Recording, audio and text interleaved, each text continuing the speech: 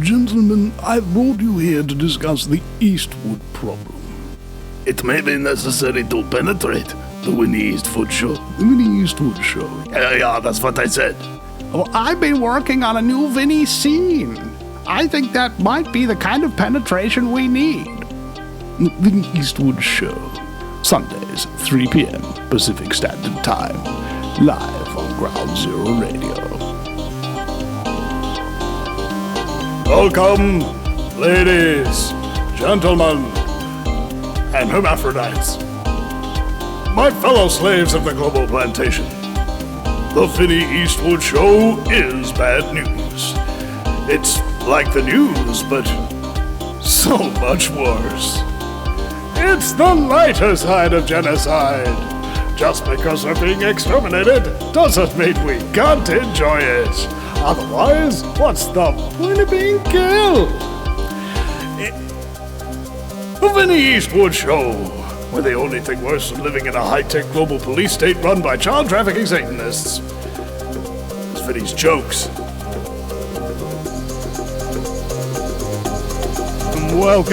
Welcome, ladies, gentlemen, and hermaphrodites to the best show on the radio. It's the Vinny Eastwood show, broadcasting live for you all on Twitch, Facebook, and YouTube until they ban me, I guess. Anyway, today's a very special broadcast. We're just kicking it off. It's Friday afternoon here. Billy's got Sabbath coming up, and honestly, there is a good time for all of us in our lives on a weekly, maybe even daily basis to show our worship for that which gives us strength and power, which is why daily I do that with weed. Now, my very special guests are Philip Engel, Billy TK, and John Ansell joining us from the wilds of the southern North Island. You can work that geography out if you must, but it's irrelevant really. He got assaulted, guys, by the New Zealand police, by some Maori activists. There was some gargantuan hubbub and flair, and indeed new news articles that have just been coming out with celebrities endorsing this whole kerfuffle. We've had MPs who have shouted over other MPs and done haka and dances and things of that nature in the House of Representatives. It's even taking on an international flavour now, with the rest of the world celebrities feeling like they need to get involved in this issue. What is the issue? It's Maori governance. Apparently, back in the day, a whole bunch of very bad white people came over to the country and took everything that the Maori had, including cannibalism and severed head trading, and outlawed it. And there's a lot of people who don't want to bring those practices back, but they do want to retain some kind of sovereignty and control over the country. Despite the fact that they are, in fact, a minority of only 1/6 of the country, they feel, in their own way, that they want control of the nation itself, regardless of political process, regardless of democratic rights. And this seems to be the issue that has got a whole bunch of people really upset on both sides of the argument, and that's why people need to have what is called a reasoned debate, where you can go through blow by blow, where we can take away emotion out of the debate and just have a look at the evidence. If I'm right and you look at the evidence, you should go, okay, I was wrong. If I'm wrong, you show me the evidence and I will admit I'm wrong. This is how we come to the truth. The truth is singular, inimitable, not contestable. It is what it is, and it isn't what it isn't. And in order to do that and find it, we need to do what the Maori call kōrero, which is talk. So, today we're introducing my guests, the lovely John Ansell, who is a former ad man. And the lovely one. Lovely? He's slightly more than lovely, actually, and Another one. He's got wordsmithery like an ancient blacksmith honed for 1,000 years. It's unbelievable listening to this guy talk and just come up with stuff. and Billy TK, former blues musician, and became the political hopeful for freedom in New Zealand during the COVID years, and also Philip Engel, who got assaulted while he was carrying a flag. So, guys, thank you very much for joining us today. And let's start off with a little bit of an introduction, of course, from Phil. Just give us a quick blow-by-blow of what happened on the day that you went out and decided to carry a New Zealand flag in New Zealand around a rabble of rowdy protesters. Good evening there, or good afternoon there, guys. I participated in a peaceful hikoi that was advertised, and I complied with the directions that the council had allowed the hikoi to get a consent to come through the township of Masterton. So yes, I joined the hikoi with a New Zealand flag. I joined it up the front and participated, and then it showed true colours that the New Zealand flag was somewhat of a target, and there's pretty clear evidence that I was assaulted 3 times whilst carrying that flag through Chapel Street in Marston, under the very, very in very clear plain sight of the New Zealand police, and they were not at all interested in assisting me. I was never aggressive. I was never degrading. I gave them no fuel to attack me in any way, shape or form. I eventually lost the flag, but continued on in front of the hikoi, assisting with providing valid information that their hikoi was not the real truth about what actually was happening. And then that progressed to the hikoi leaders encouraging the acting police officer who was in charge to take exception to me being part of the hikoi. I knew that the Maori wardens who were partaking and guiding the hikoi, I knew they couldn't in any way touch me. Many threats, but they instructed the police officer to follow through to remove me. In the first instance, when I knew that he was serious, was when he pushed me and put his hands around my throat. And you'll see that at the roundabout. And he said I was disturbing the peace. I'd already had the flag stolen off me, and there was no way I was ever going to be able to get hold of that again. And he then tried to bait me in a way that he would have, reasonable grounds to arrest me. I most of the length of the street there, I walked backwards, talking to him, instructing him, reminding him of what the hikoi rules were for the day, but he wasn't listening to me. And what he was actually doing was kettling me. If you've been watching since the Melbourne lockdowns, the police have had these tactics where they separate you off, so you've got less and less chance of defending your freedom and your rights. So he was pushing me away, but what I immediately realised is how unfit the New Zealand police are. And he was really struggling to keep up with me walking backwards. And then when I realised he was pushing me further and further, and he was actually not on my side at all, in fact, I felt somewhat of becoming a target pretty quickly. I just stepped around him and ran all the way back to the hikoi and continued on joining in. And then went straight up to the Maori warden and said about the rules that they needed to comply by to bring the hikoi through the township, which was to stay on the left, and all the instructions by the hikoi organisers themselves was the fact that they were to stay on the left. But the sad bit about the instructions was to cause as much disruption as possible. So to block both lanes in our main drag through Masterton, State Highway, that is State Highway 2, through Masterton, because it's not the diversion by Ngāmata, they effing all blocked it off. So I'm a farmer. There's heaps of farmers around me that have logs going through there, stock. What for? Every single intersection was blocked by police. So they all were witnessing what was happening, and they were just there at traffic control. They didn't have to be, we could have had traffic control there if they really wanted to, but they had the New Zealand police. And so I went back and pointed that pretty clearly out to the Maori warden. And ironically, if you look at the writing on the van that he was driving, it said control vehicle or something like that. So like military style. And I was sort of like, in my head, what? This is like orchestrated. This is unusual. But my tipping point, guys, was the fact that I read the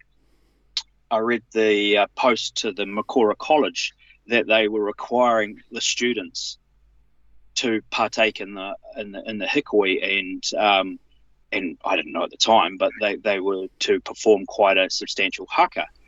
So that was my biggest frustration, that kids were removed from a Monday morning college for those kids, to be honest, and partake in an adult's conversation.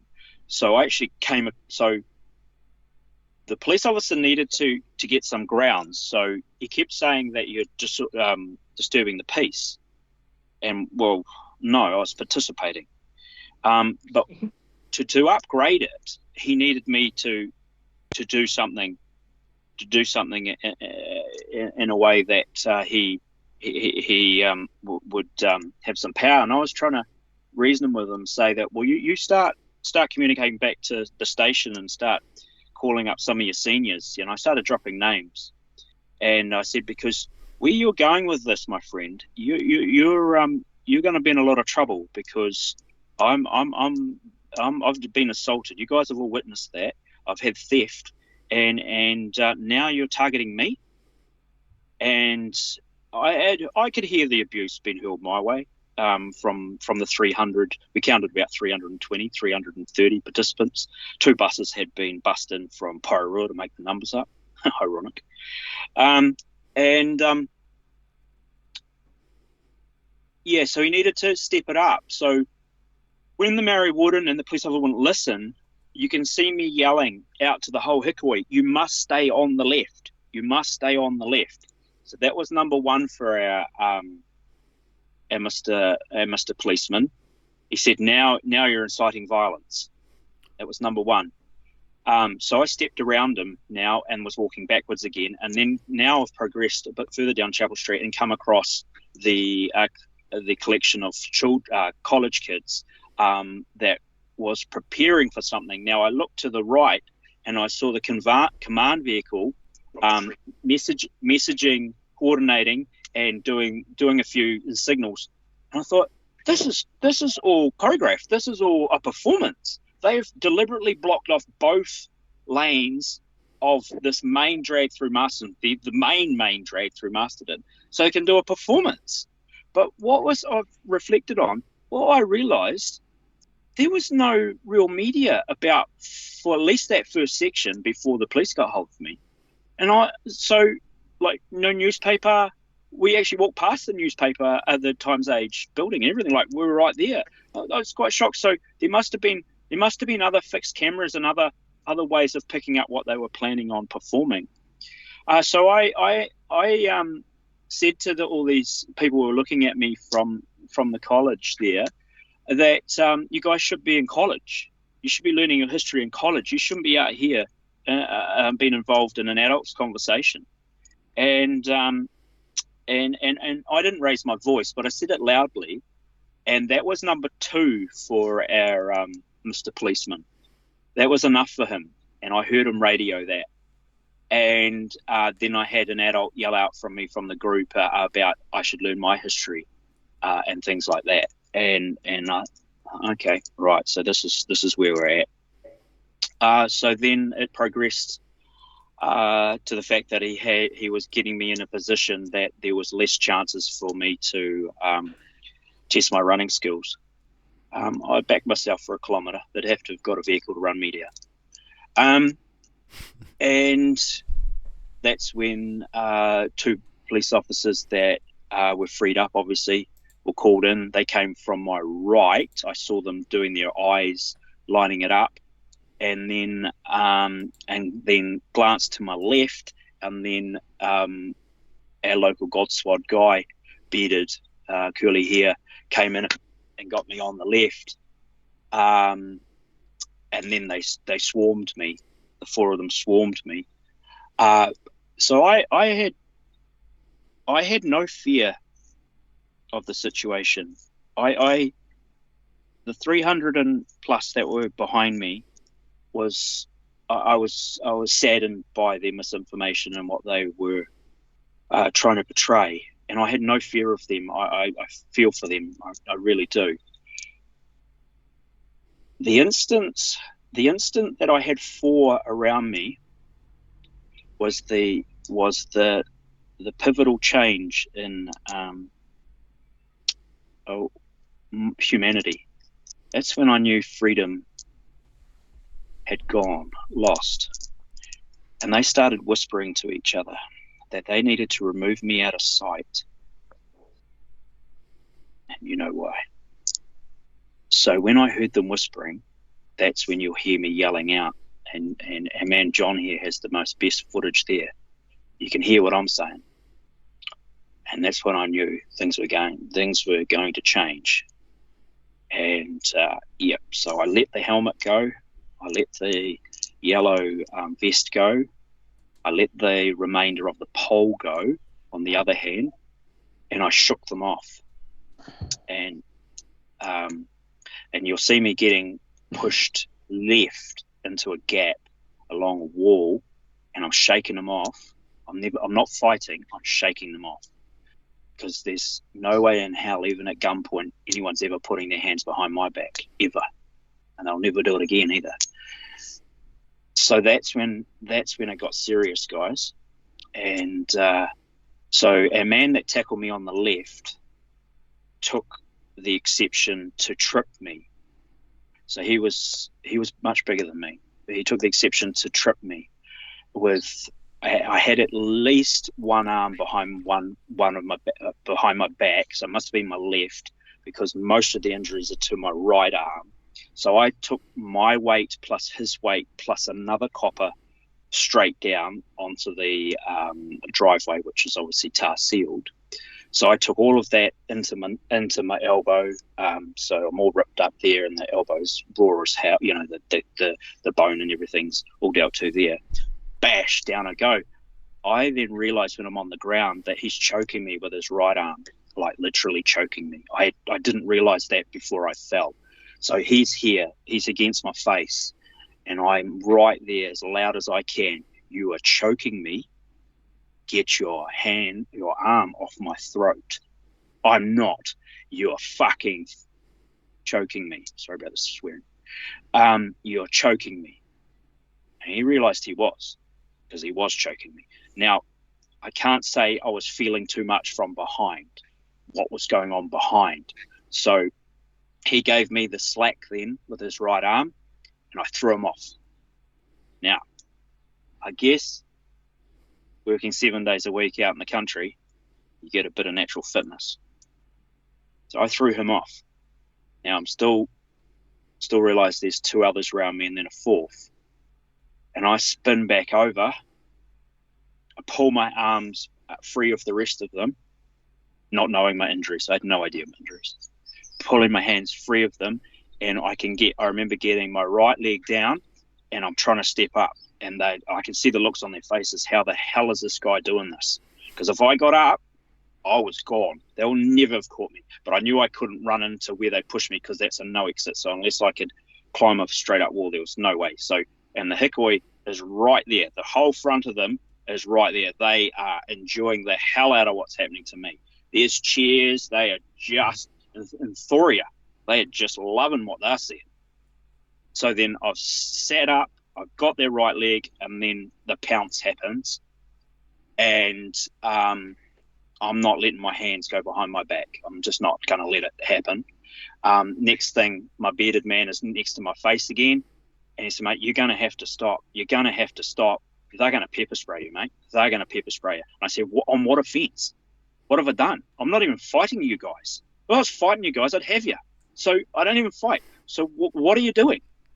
And he said, we're going to pepper spray you. I said, Jesus Christ, how am I going to finish the rest of my day being pepper sprayed? So, okay, right, I give up, right. Put my hands behind the back, and then that's when some real injuries were formed, guys. You can see the arresting officer, and man, he was 2 clicks up on those handcuffs. There was absolutely no blood in either of my wrists. No blood whatsoever. Nothing.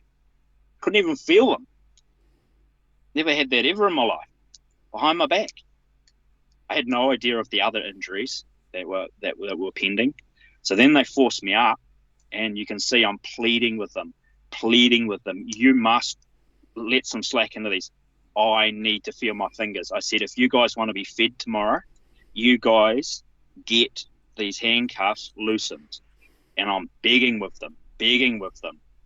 And they had no idea I was a farmer. But I had to plead. I had to beg, guys. Beg. That was a whole new level of pain. So now I'm being stood up. I can't feel my wrists. I've been pushed against the wall to be searched. And I had no idea of my injuries. And of course, they've split my head. There's blood on the wall. My elbow, I'm all ripped up. There's blood down my elbow. There's injuries on my left. My neck's all pulled out. And here we are. I can't even feel my wrists. So eventually, there is a little bit of common sense with them. And there was a lot of noise, I believe, from some of the supporters that were present, that they had made some noise too, because they'd heard me pleading to get some circulation. And when the arresting officer came over, and we've got footage of him viewing how tight they were, and they had to go back 2 clicks, guys, 2 clicks, and even that was tight. But I got blood. That's how tight they were. That was just like, I knew I was an animal in a cage then. I just knew I was done. Just done.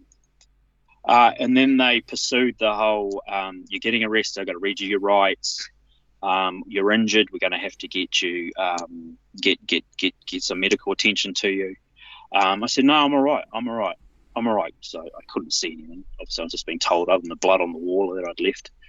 And a bit of pain going on in my arms and elbow, things like that. But they had stretched their resources to an extent that they had no car to transport me 2 roads over. So you could have walked there in a good 5 minutes to the police station. So I got wind of this comms, and I said, well, I'll just walk there. I'll just walk across town. Oh, no, it's too dangerous. I said, well, I'll just walk across town. It's fine. I can still walk. And no. And they were trying to call up a car. But they had stretched their resources so much, they didn't even have cops near cars. They were still policing the roads behind them, the Hikoi. Like, this is serious stuff, what they did for the Hikoi. Serious stuff. I wish they'd do that for my animals, walking them down the road. That'd be bloody handy. I'd save a whole heap of money than bloody trucking them how we used to. And now Mr. Arresting Officer, he needs me to comply. Now, I'm hoping you guys all know your rights, but they need to contract. So to form their contract with the corporation, they need your name and your address, and then the transaction's done. So I'll let you guys explain that a bit better, but I knew that. And I gave them nothing.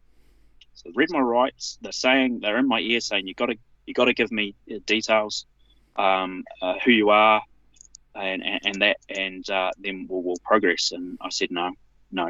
But what had happened was 2 or 3 guys had called out my nickname, which is Phil. So the arresting officer wrote in his exercise book, Phil, but that's all he had. And he's at me. He's really at me, and he's really pissed that he can't be up the front of that hikoi, looking like the hero, blocking off all the side roads that he's obviously been instructed to do. And he's getting pissed. He's getting real pissed at me. And so at me a little bit, and I said, no, you're not getting them. No, you're not getting them. But what I'll do is I'll do a deal with you. I'll cooperate when I get down to the station, because I knew he was the arresting officer, and I knew he had to accompany me. Now, they still hadn't organised a vehicle to transport me. So I'm looking across the road at one of their four-wheel drives, and it's the God Squad one, which is the tackler. That's his vehicle. And I said, well, I'll just go on that. Can't you just take me in that thing? It's not the official police car, but just take me in that. And they all looked at each other, and I thought, they said, that's a good idea. Like, what the hell is this police force, man? I hope this is not just Masterton. By God. So they bring it across the road, and I said, how am I going to sit in there? Because it's got, you guys remember what those bench seats are like in the back of those four-wheel drives? It's not like a nice seat like a sedan car or something. How am I going to sit in there, guys? And no, you'll get in there. I get in there. I can't sit on my hands. I can't even move them. Like, what's that about? I'll get you in. Oh my God, I know it was a short trip to the station. By geez, I don't recommend any of that, guys. And they still had to seatbelt me to make it even tighter and more painful. So the tackler is the driver, and the arresting officer is my passenger alongside me. So I became Mr. Charming, and they wanted to know how I was able to maintain my ability to keep them off me. And I just said, well, I'm a farmer, I work every day. And we had a nice little trip across the town to Marston Police Station. So then we went into the Marston Police Station, and they get you secure in a building, door goes down, and then they lead you out and buzz you in. And I still got my hands behind my back, take me up to the counter. I'm the only one, only one I can see in the vicinity from the hikoi. There is 2, 3, 4, 5, 6 police officers in there waiting for me. 2 of which were out and they had tackled me, and the other 4 were waiting at the station. I knew a few of them, and he's now pursuing me for my details. And I said, well, there was a deal, wasn't there? And yes, there was, he said. And I said, well, I'll comply, but you still got to take these handcuffs off, because I had no idea there was footage of who the arresting officer was. So I didn't know who had those cuffs. So I had no idea who had inflicted all that pain. So I waited, and I said, we got to take the cuffs off. I'm not going to give you any details and so he removed the cuffs, and then he put them in his pocket. He said, I'm in a bit of a hurry. I've got to get back to the hikoi. And I said, well, I'll honour my deal as an honourable man. And I handed over my details, and then I put my hand out, and I shook his hand. And his words were, you did well, and you're very strong. And now they're asked. We're just going to have to stop it there for a moment, and we'll come back to that, because we only have Billy for another 23 minutes. Sorry, Billy. Yeah. Well, it's when you get traumatized like that, your brain goes on record. You remember everything. You remember when we got arrested, Billy? You remember every second of it. You know, you could tell it back in long form, like in a court or something like that. It's just burned into your brain. It's your brain's natural response to trauma. It says, "Remember this? You don't want to go through this again, bro." All right, so Billy, I'd like a little bit of your commentary on this as well, because you told me over the phone that you actually do support the kind of Maori independence movement, at least from the He Whakaputanga United Tribes side of thing, but you absolutely abhor the violence of both the protesters and the New Zealand police. Is that correct? Yeah, kia ora, brothers, kia ora, everybody, kia ora tātou i homa. Yeah, exactly. So, first of all, number one has to be stated, and that is, I don't see ethnicity myself. I see people as who they are, not necessarily what ethnicity they are, and I believe everybody has the right to the village square. Everybody has the right to, under the Bill of Rights Act, to be able to speak and to move freely. We saw those rights, or those points of the New Zealand Bill of Rights Act 1990 absolutely eradicated during the COVID era. But that is meant to be, the Bill of Rights is meant to provide the one rule for all scenario for all of us. And so that's the first thing I want to say, is that I don't see race. I don't see any reason why anybody, if they've got no intent of committing violence, should be prohibited from the village square. But it's got to work all the way around. It has to. It must work all the way around. It must work for the people in the hikoi to be able to do that without being molested. It must work for someone like Phil, who's come along with a counter perspective to be able to participate in a way that he can get his view across, right? So I think, I watched that footage very, very closely, and and I consider John a mate as well, and I was horrified by the reaction of some of those Maori that engaged with Phil in assaulting him, and also taking the kata that he was carrying, the flag that he was carrying, which is the New Zealand ensign, which, by the way, I just put a photo of myself in the chat there. I very, very proudly carried that flag as a serving member of the New Zealand Defence Force and the New Zealand Army.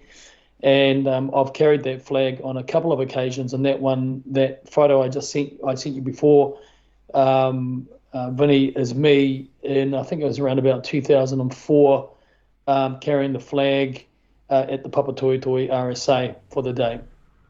So, but what I want to come back to is the violence that was used there by those that were in the Maori contingent against Phil, which I totally don't agree with, 100% do not agree with.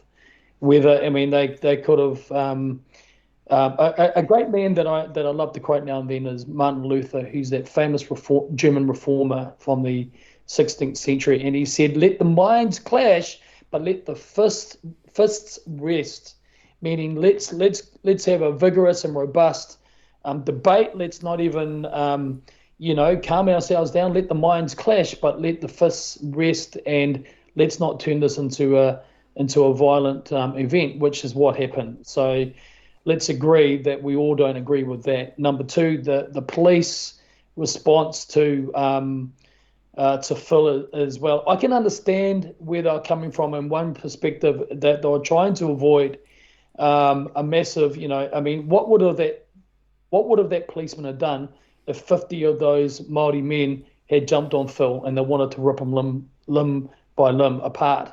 What would they have done? They wouldn't have been able to stop that.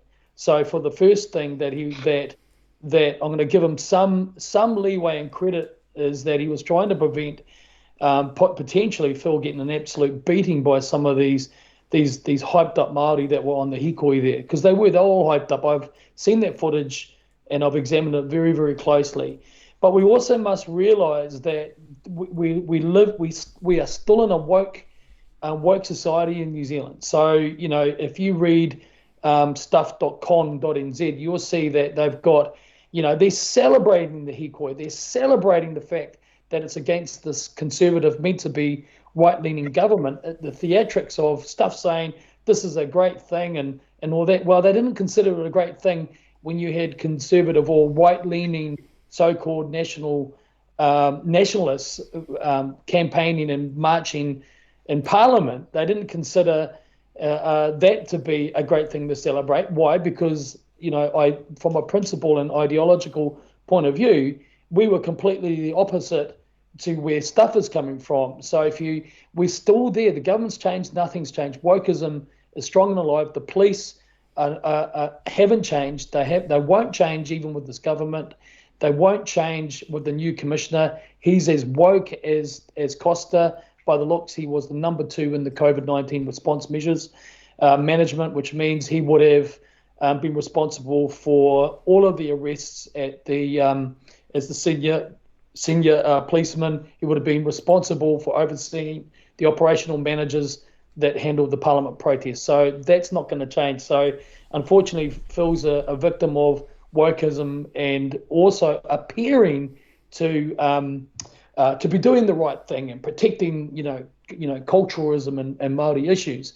So, what they did as well is that I actually thought for a good portion of that he actually gave Phil a fairly long ride before he actually got to clamping down on him. If that had been the police when I was in Manukau, we would have pounced on him immediately and got him out of there. We would have done that real quick. And so he actually let that go a lot longer than I thought they would have. So I thought, okay, but when they finally got to him, that's when more deviousness sort of came out from their part, where they didn't want to be captured taking this troublemaker, so-called Phil, and preventing his expression of Bill of Rights, and they didn't want to be filmed doing that and handcuffing him and then notching up the cuffs on him two notches up than what they should have. And they didn't want to do that, and so out came another expression of what concerns me really, because the police, if they're policing the right way, if they're effecting an arrest, they should be able to do it filmed by anybody and in the public. There should never be any reason for a policeman arresting someone to do something in private. And one thing I will say, in the way that I was arrested, and believe me, I'm not justifying my arrest or your arrest, Vinny, but they were they were deeply respectful for me. For example, they didn't put my hands behind me. They allowed me to have my hands cuffed in the front, and they allowed me to film all the way through it, right up until the moment I got thrown in the paddy wagon, which is again unusual. But I think the premise is that we've also got to address probably the part of the elephant in the room, is that, and this is where we probably part company a bit. Number one, before I start down that, is that I would if I'd been there, I would have stood in front of right by Phil, and I would have fought for him to have stayed there, to have had his right to carry the ensign, carry his flag, and to have his say. And I would have put a buffer in between him and the protesters, but I wouldn't have removed them. I would have been there to actually supported him to have had his expression. It's either freedom for all or freedom for nobody. But I think I think we get into a little bit of hot water, Phil, when you say that all those kids should have been in school. Well, no, they didn't have to be at school. And if there's something that parents believe strongly enough that their kids need to be a part of, I'm not endorsing how they did it and what they did. But if the parents want to have their kids at an event like this, then it's their right and their business to be able to do that. I don't think there's any relevancy in raising that as a point of objection. I don't see anything. Again, freedom. These are our kids. They're not the state's kids, and they're not your kids. They were the kids of the parents and in the custody of the school that felt that it was okay for them to be there. So I don't think that's a relevant point to argue about that. So I just want to put that forward.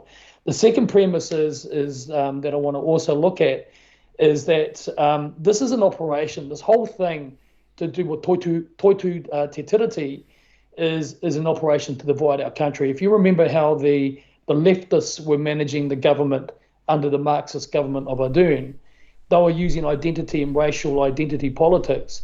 They went hard to the left. Everything was Maori this, everything was kupu Maori words and all these things, and they were using it, that cultural ideology, if you like, to make out they were virtue signaling, and it was all about it's got to be a good thing with supporting Maori initiatives, while they're giving Maori names to operations which restrict our rights and freedoms in New Zealand. And so this is an operation, but it's coming from the hard right, and meant to be coming from the hard right, where you've got people that are in government that are increasing the pressure coming from the other direction. The lefties were all about Maori and Maori governance. The righties are saying, no, none of that, thanks. We're just, more tātou ki rātou, New Zealand for them, New Zealand for everybody. And so they're using this Hegelian tennis match to divide us. Let's not fall for that. We got to peel beyond that and peel it aside and look through it. The other point is that John, is that you kept on saying there were no principles behind the Treaty of Waitangi. The Treaty of Waitangi can only be understood properly in light of He Whakaputanga 1835. If you understand that, you'll understand the reason why 1840 came about, one of the reasons. And 1840, of course, 1838, 1839, 1840, we had the Americans, we had the French, we had the Spanish that were floating around the orbit of New Zealand wanting to find the entry point to be able to get in and claim New Zealand for their particular monarchy. And what the British had done is they had already signed the He Whakaputanga Agreement of 1835, and 1840 was meant to, in the minds of especially some of those Ngāpuhi chiefs that signed the treaty and He Whakaputanga, was meant to be a new kind of formalisation of the first agreement. Now, if you don't understand He Whakaputanga, then you will never understand the mindset of the Māori that signed the 1840 agreement. And there were three Treaty of Waitangis. There was the Māori version signed at Waitangi. There was an English translation signed at the Waikato Heads in Tainui-Rohe, where I whakapapa as well. And then you've got an obscure English translation of the Māori version. Now, fortunately, what we do have in Te Papa, and Te Papa is Wauke's museum down in Wellington, what we do have is all three versions up for everybody to examine and come to their own conclusions about what it means to all of us. But I know certainly as being a descendant of a chief myself, I'd certainly understand that if we start in 1835, that the chiefs had promised protection for all of King George's constituents and the English settlers that would come to New Zealand, that they would be afforded the protection of the chiefs of New Tyranny. And the chiefs of New Tyranny would, in favour and in agreement with the king, they would absolutely protect the English subjects, right? And that's Article 4. But it was also commiserate to the idea and the agreement that the sovereignty of the chiefs of New Tyranny would never be ceded, would never be lost, and they would have the right to always express their chiefsmanship. When you go, and the thing I love about He Whakaputanga, it's a for everyone document, and you will get extreme Māori who will try and twist it and turn it into an apartheid document, but it was never designed to be an apartheid document. It was always meant to be a partnership and a friendship and an adoption agreement, an adoption where the chiefs of New Tyranny would adopt English people into their protection. And that was, and the expression of their chiefmanship would remain. Now, if you read the Māori translation of the Māori version of the treaty, you'll see that in Article 3, it says that the principle of this agreement is bound to the acceptance that the chiefs would always have the right to express their chiefmanship over their own lands. So for me, when I see that being the descendant of a chief, that for me directly that means our land, our whenua, our land, that meaning where I'm from, that we've got custodial chiefmanship over that land. Now, what we did is that we had, of course, Māori were very, very, very welcoming in most instances to embracing settlers and all that. Now, within 5 years within less than 5 years of signing 1840, we had massive amounts of land confiscated, Māori land. We had extreme problems, right? And this conversation, by the way, my dad is Māori, my mum is Pākehā, and my Pākehā family hate me talking like this because I sit in the middle, and I believe I can see very clearly both sides of the argument.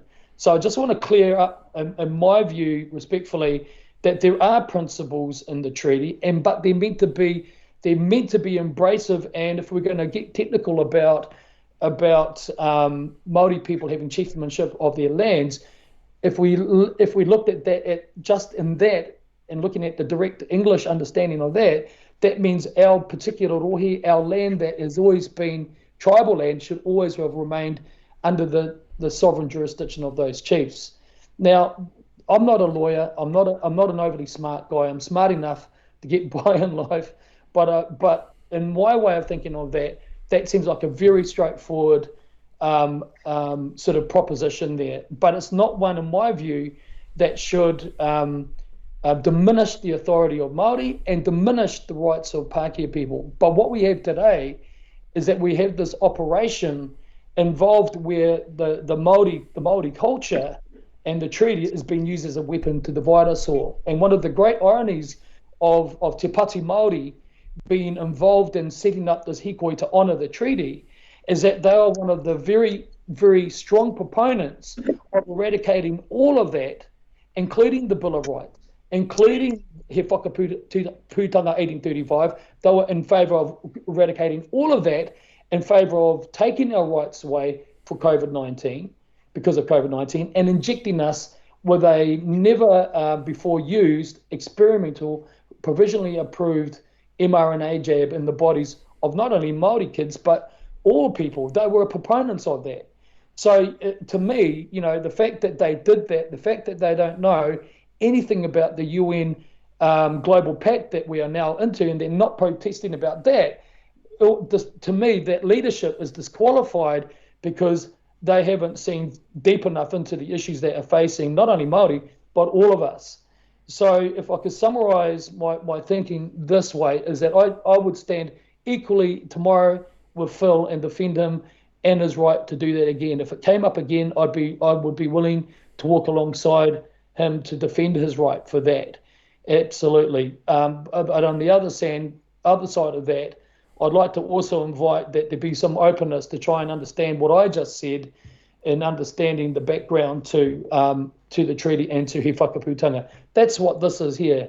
I didn't wear this today for this purpose. I've been wearing it all day, and it just happened to be the closest shirt I was wearing this morning. But certainly, I was sickened by what I saw the other day, Phil, that happened to you, the way that you were treated. And I do, and I think it's cloaked with an irony that the people that are protesting and protest at these hikoi are not protesting about the things that really matter right now, which is the loss of our human rights, our civil liberties, how Gallianism being used against us to divide and conquer us, and also the very real threat of nuclear war, where we all get blown away and into nuclear dust anyway. So those are my thoughts there. I hope that seems as open and friendly as I can make those points there, J.A. Indeed. There was once a man... Yeah, and I'll have a very long reply. Yes, we will. And just before we do that, ladies and gentlemen, there was once a man who was an arsonist, and he was burning down a house. Outside the front of the house he stood, and as the police held a gun on him, he wouldn't surrender, so they shot him. He got shot, ran back into the burning house, and then an air conditioning unit fell on him. What killed him? COVID-19. Now, we are... Climate change. Climate change might have been even funnier, I think.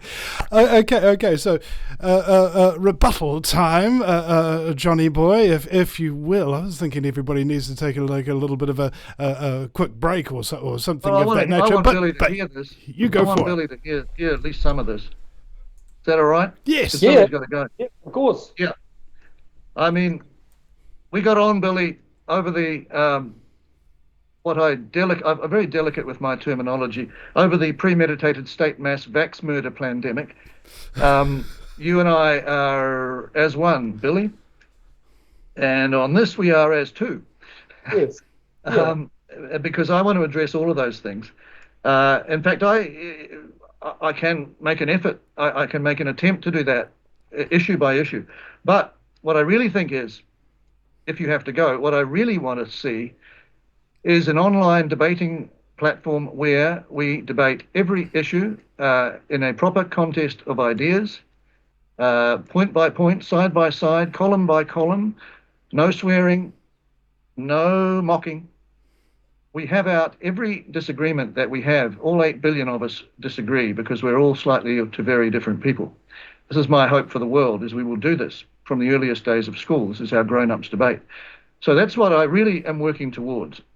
But taking this issue, a whole heap of things you said. Now, Hei Wakaputanga, you say, is a partnership where Maori run everything.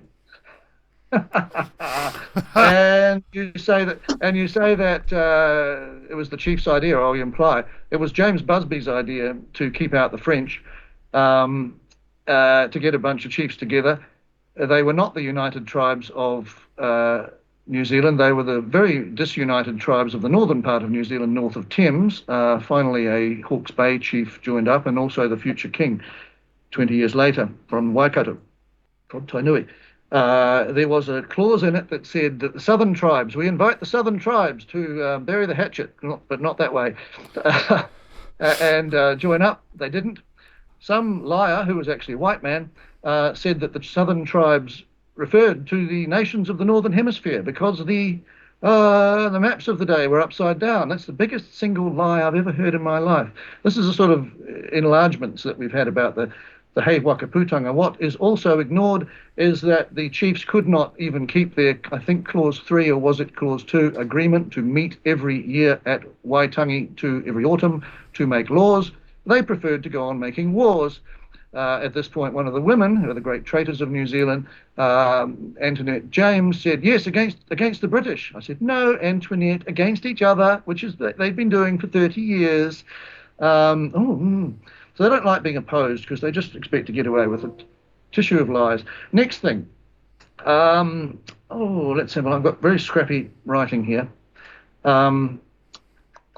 Principles. Well, I don't know. Maybe there are principles. Maybe they're in invisible ink or on the back. They're the only two ways I think there are any principles in that issue of the treaty. The third treaty, yes, there was of course, the Maori treaty, which I and others like Martin Dutre argue was the legitimate treaty, was the one.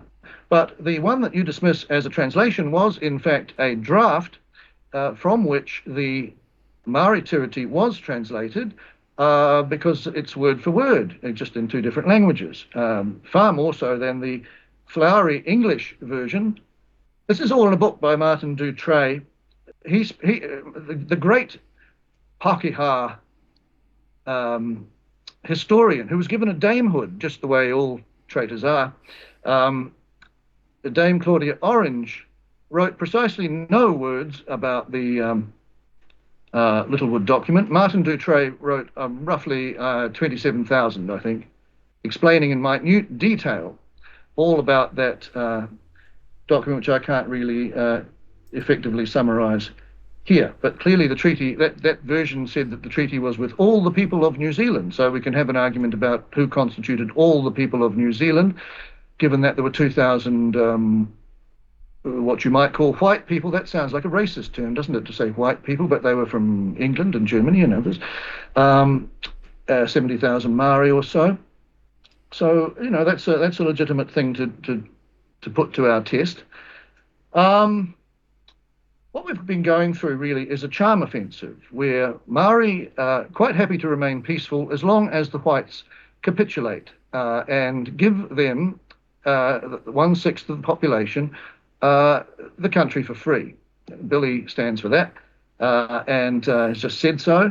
The man that interviewed me on Arrow FM Wairarapa also said that in so many words, when we run New Zealand. I've been predicting since 2016 that New Zealand would be a People's Republic of Aotearoa New Zimbabwe by 2025. That's why I turned up at the Hikoi to support Phil. I could see not just a protest against a treaty principles bill, I could see the takeover of my country. I think that's what Phil could see, which made him do that. I think he is an outstanding example of the kind of New Zealander who went to war and won a VC, possibly a double VC, Phil, but for you, because you confronted two gangs, or you were attacked by two gangs, you emerged fearless and unbowed, somewhat injured. The the Maori violent minority, as it turned out, and the police constables, who are even more dangerous to you. So those are two gangs that we need to stand up to in this country if we're going to keep this country. We've got to stand up to the lies. What the strategy is to project disinformation every which way.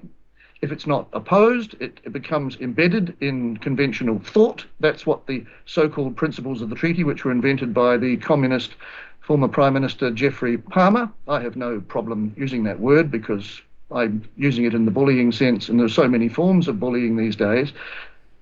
And one of them is just to inject words into the stream, and nobody objects, so they become conventional orthodoxy, like the fact that there are principles in the treaty which confer all sorts of rights upon the sacred sixth. And that is not fair.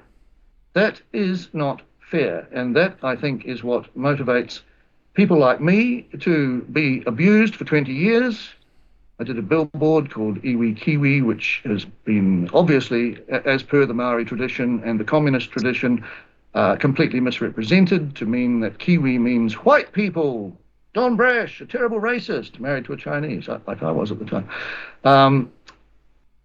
Kiwi means all people. Everybody knows that, all around the world. The world looks at us and thinks, what a basket case, what pathetic white people. My problem is not so much with the Maori. I think they're going for it. They're cheeky. I always think that cheeky is the number one attribute of successful people. You think of any successful person, they were cheeky. Phil's cheeky. Billy's cheeky. Vinny, you're off the scale. and so cheek is a big thing, and Maori are cheeky, and they reckon they've got such weak, white, wet, woke women mainly, and wet men who are giving them a free country, and they're going for it, man. And I don't blame them. My problem is with the whites, letting them have it. So we have a model here of Phil, relatively short of stature. These short people are the most dangerous. A feisty flanker in a rugby team. And he is showing what a man looks like. And I'm so proud to be your friend, Phil. You are abnormal. You are not normal. You are, in this cowardly country, you stand out. And you deserve whatever good things happen as a result of the bad things that have happened. But we've got to have that debate. You should not be have a problem with that, Billy. Have this debate of test the evidence. You're nodding. Good.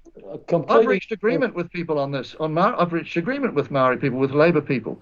Let's have that. You'll be confident of winning. I'd be confident. But if we are proved wrong, well, I think we have to show some humility. Whichever one of us, I've been proved wrong before.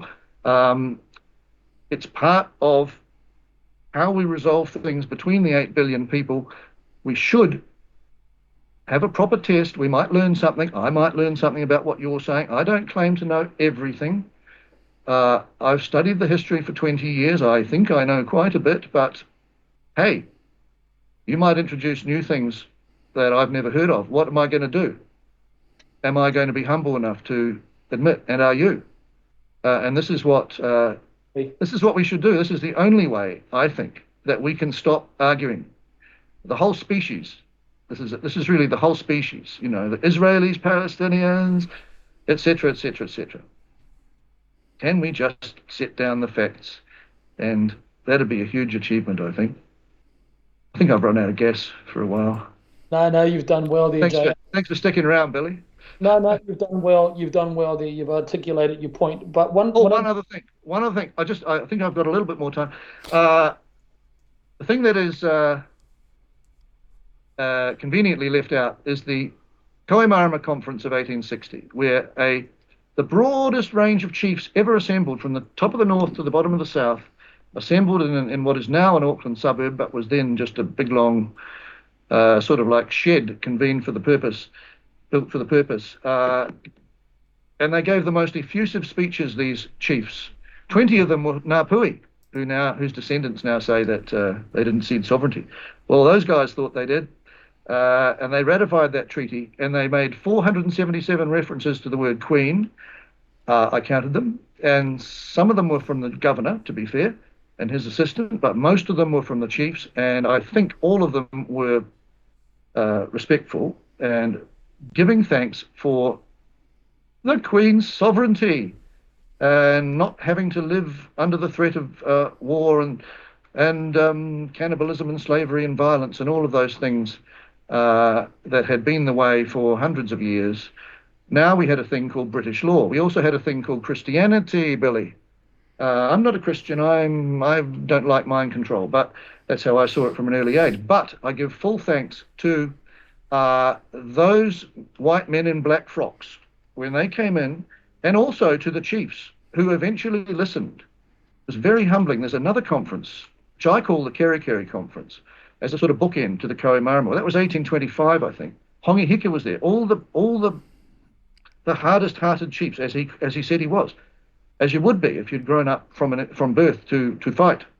The whites would start officially fighting from military school. The Maori people started from birth. Such was the risk of attack, and they were talking about, we know you don't like us, eating people and all that. And we know you want us to put down our weapons, and the missionaries were saying, yes, please don't go on another raid. I know you've got all the guns and you'll probably win, but one day you might be. And they genuinely seemed to love them, and the Maori chiefs genuinely seemed appreciative, and I actually started to sympathize with them. I thought, this is like an AA meeting. I mean, I like chocolate a bit too much. Other people like alcohol a bit too much, or smoke too much. And Maori, and I don't say this disparagingly, but, the human flesh at that stage. But one by one, those chiefs turned. And I've got great admiration for people who have had a very hard life, much harder than mine, and turned themselves round. And one by one, those chiefs started to go the way of that guy in the book, Jesus. One of the Tehuhus wanted to go on a raid to beat up some Wanganui tribe. One by one, his mates, who he was counting on, said, no, sorry, we're Christians now. You're what? What about you? Yeah, I am too. So, that was a good influence. It was before colonization. That was Christianization. So these were the things that the chiefs at the Koimarama conference were giving thanks for. So that has to be factored into our two-sided debate as well. And the foremost chief was none other than the son of Te Raupraha, say no more. He was converted to Christianity. I think here endeth my rave, and thank you very much. No, that's cool. No, I appreciate, Jay, I do appreciate that. I think just before, because I do have to go in a minute, just a very, very quick response here. So I'd love to have that debate with you, because I do think you've got some things wrong. Secondly, and I mean that deeply respectfully. Number two, what I do see also is, and I've become sensitive to throughout the years with my beautiful Pākehā whānau when I talk about these issues, is that they're coming from a hardcore European perspective. They're something like fourth or fifth generation Pākehā people of French and Irish descent on one side, Irish on one side and French on the other. Our French grandparents came here via Australia early in the 1900s, but the Irish side earlier than that. And they carry that same feel that you were expressing right now and they're good people. There's nothing wrong with them. They're good, beautiful people, just like I think you are too, John. But there's a whole lot of inbuilt fear about this, about understanding it, and where if some of the claims are made by Maori, or at least the basic claims that Maori are saying that are in the treaty that need to be adopted, they feel that there's going to be a huge loss there and a huge amount of fear is exposed, and all they feel is at risk and exposed. And I do understand that. There was a document that Labour was pushing called He Puapua. Now, He Puapua is a complete rip-off. It is an apartheid document, but it's almost like a fabricated knockoff of this one, of He Whakaputanga. And it's almost got an implication there that unless you have a certain amount of Maori blood in you, then you may not qualify.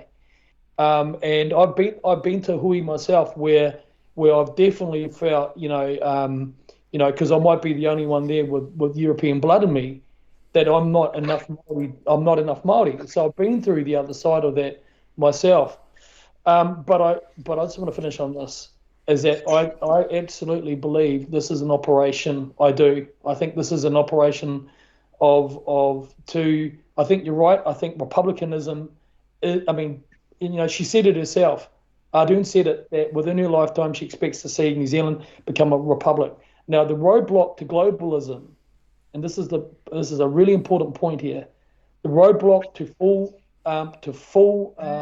globalism in New Zealand is the whakaputanga and the treaty, and that is why this could potentially be the flashpoint of getting rid of it or amending it diluting it in such a way that it cannot be used as a checkpoint, pun intended there, checkpoint to arrest the full development of globalism. And the more I've looked at it, investigated it from that angle, the more that I've come up and thinking, well, out of everything that we've got, the Bill of Rights and all of these things that didn't protect us during the COVID era. And in fact, I got arrested during the reading of He Whakaputanga 1835. I got arrested while the articles were being read out on Tainui land, historical Tainui land, and I still got arrested, and I got taken away, and I got binned. That's the phrase he used for arrest.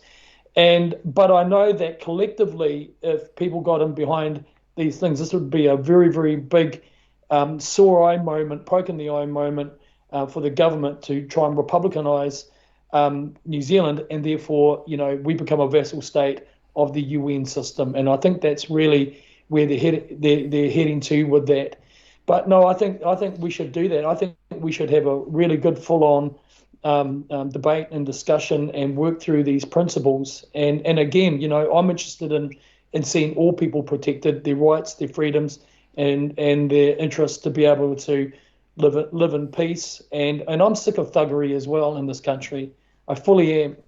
And the elite Maori and I've got an equal problem with elite Maoridom leaders, so-called, in this country as well, John. I do. I've got a big problem. You've got elite Maori, so-called leaders, that are on hundreds and hundreds of thousands of dollars a year, while our own people can't put shoes on their feet and feed their kids before they go to school in the morning.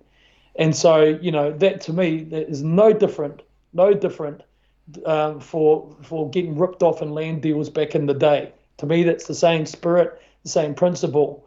And, the agreement was 1835, and then we had 1840. Anyone would understand that if somebody violates the terms of the agreement, that agreement would be null and void. You mean like the treaty was breached by the tribes 4 times in the 1840s? Yeah, but never punished. But don't forget though, John, that if we're going to put our European civilized hat on, Maori people had competing political agenda themselves, and there was a lot of resentment amongst the tribes at that time. We went into the Maori land wars, only came about because of the huge confiscation of land and the imposition of immigration, I guess, of people into Maori lands and confiscating those lands. And that's why, Tainui, where I come from, we got only, I think it worked out to be, a tiny, tiny portion of the land that we once had, and that was agreed that we would always retain. We've only got a less than a fingernail of that back from what was taken off us. And so, and confiscated for the breach of Governor Gray's. Wiremu Tamahana said, if we invade Auckland, we'll kill every man, woman, and child. On that basis, Gray said, do not cross this stream, or you're going to lose the war, and you're going to get your land confiscated. So that's got to be factored into the two-sided debate.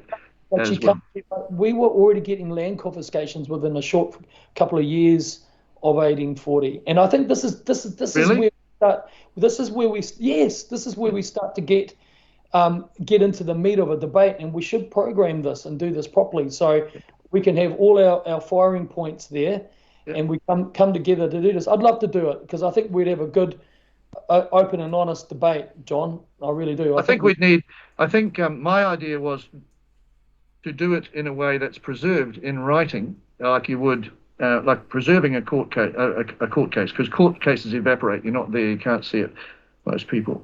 And there are people who are much more knowledgeable than me on the side that I'm on, and I don't know if you're the most knowledgeable. You may or may not, but a team. I'd like to see it in the spirit of honesty, really, so that each side, if you make a mistake, okay, you go, oh, I see that's wrong. That'd be cool if human beings did that. And I'd like to see that on everything. But there are other sides. There's another side to everything I've said. You hear differently, and I'm hearing you say things that slip past, and I'm thinking, I want to cut in there. It would be a long-winded thing. It's like we have a Waitangi tribunal, but it's all tribe and no you from our point of view. There needs to be a Waitangi tribunal that is actually fair. It's not an easy thing, but there's a spirit of willingness. I don't think we hate each other very well in this country. I said that to Joe Trinder. I said, Joe, we're supposed to hate each other. We've got to work on that. He said, well, come and have a cup of tea next time you're in Hamilton. No, it's not like that. I'm supposed to bring guns and, I think if we can, if New Zealanders could continue to do that, that'd be a very good thing. But, Billy. I've got to go, guys. I'm so sorry. I've got to get ready for a sermon tonight and then one for tomorrow. But we have time for one quick question. Phil wants to ask you, Billy. But chop, brother. Go for it. Billy. I'm just trying to get the gist of everything that you presented there and your two goes at speech there. Very simplistic. You think along the lines that you want something for free? Do I think that? No. No, I don't think that. I don't believe in that at all. What I do believe in, what they should get was what they were fighting to keep, which they had originally. That's my view on it. Absolutely. Okay. Look, some of the landowners, they sold their land. Okay, please. So you are then also missing the point that how many generations after should have to keep paying. No, there's got to be an end point. Absolutely, right. So we agree. We agree on that point. Yeah, absolutely. We can't be stuck in grievance mode. We've got to go past that. We have to. Thank you. That's all I want to hear from you. Please don't let us hold you up. Thank you. Yeah, no, absolutely, Phil. Absolutely, we've got to get past this. But we've also got to look beyond that and look at what the hell is happening from the global tsunami that's coming our way. And if we don't, as New Zealanders or whatever you want to call yourself, don't wake up to this, we're gonna. I mean, shit. Look, we are this close to nuclear World War III right now. It's not even funny. I've been involved in think tank conversations international this week, and we should all be extremely afraid of what's potentially on our immediate horizon. I'm telling you, it's deeply, deeply, deeply serious what's going on right now, and we could wake up tomorrow and there could be an exchange of ballistic missiles between Great Britain, Ukraine, and Russia. Russia responded yesterday, and with ballistic missiles into Ukraine, and they're saying they're getting ready for more. These are nuclear capable weapons. They're SS-26 long-range ballistic missiles, and this is what we didn't want. And they are saying that if one more ballistic missile goes into Russia, which 6 already have, 1 landed and 5 didn't, that it's going to be very, very poor for the United Kingdom. So it's all these nut jobs like Keir Starmer, Luxon, Winston Peters. Look, Winston Peters is a Maori on paper, and he doesn't care about anyone. So let's, and would I agree on something? Yeah, well, would I be, and this is something that's really important. Would I be comfortable with half of the Maori leadership having any national governance role? No, I wouldn't be. No, that'd be shocking. Sorry. I wouldn't be, Phil. And this is where people on the Maori side don't like me saying what I say either. I'm more Maori than I am Pākehā, though I'm both proud of both. Hey, Billy, have you ever noticed when both sides of an issue hate you, it's because you're the one who's correct? Well, you know, I know that some Māori will look at me and say, gee, I'm diluted, but I'm not. I'm seeing it clear. I believe I can see it clearly for both sides. I've got parents of both heritages, and I care for people in general. I don't care. You know, I really don't care. But also, in all my travels around the world, working with the Canadians and the American First Nations and that, I've never seen justice being arrived at when the traditional rights of people are dismissed so frivolently as they may have been. But what we've seen, though, we've seen a cottage industry develop on the so-called treaty basis of Toitū Te Treaty. We've seen that for years and years now, and there's a whole bunch of fat cats milking it. And I think that's one of the things that is a grievance to all of us here today. Not just me, but to all of us. Yes. Do you believe in democracy, Billy? No, actually, I don't. I believe in freedom, and I believe in civil rights. No. But democracy. This is the thing: is that democracy is another version for collectivism in some respect. Yeah. Because I used to say I believe in democracy, and you say we fight for democracy, but it's when we say that the collective have greater rights than the individual to be able to choose how they live. And I don't agree with that. I believe that everybody has the right to live in peace without government overreach, without anyone overreaching. Well, do you think we should have a vote? You know, do you think does it have any bearing? No, start again. So we want to call the country something. Who do you ask? A minority, or do you have a vote on the whole thing? Do you ask the public? Do you trust the public? You put your case, everyone puts their case, you have a vote. That sort of thing. That's what I mean by democracy. Do you believe in voting? Yeah, because not all Maori technically, John, not all Maori believe in other. Technically, John, what you're talking about is not democracy, but direct democracy, which is something. I suppose I am. Yeah, which is something Calvin helped to implement in the Solomon Islands, named after King Solomon because of the amount of gold that they found there, and they obtained their freedom and very good credit card rates, way better than we've got in New Zealand, by taking a book of matches to their parliament. Every single person, one book of matches. It wasn't illegal to carry a book of matches, and then they all threw it at Parliament, and it lit up like a house on fire. So there we go. This that is democracy, ladies and gentlemen, directly. All right, so thank you, Billy. Off to prepare his sermon for the noble savages that are left in New Zealand that have not yet converted to our Lord and Saviour, named Jesus. Thank you, Billy. We'll see you soon, babe.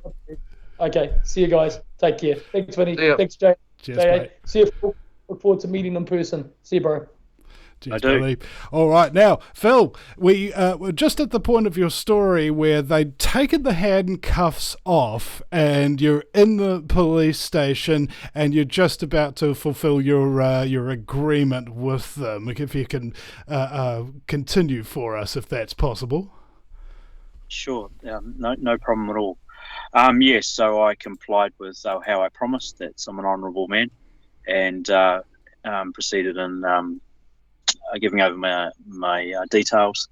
And then the arresting officer has asked what I'm charged with, and he said I've upgraded it from disturbing the peace to inciting violence.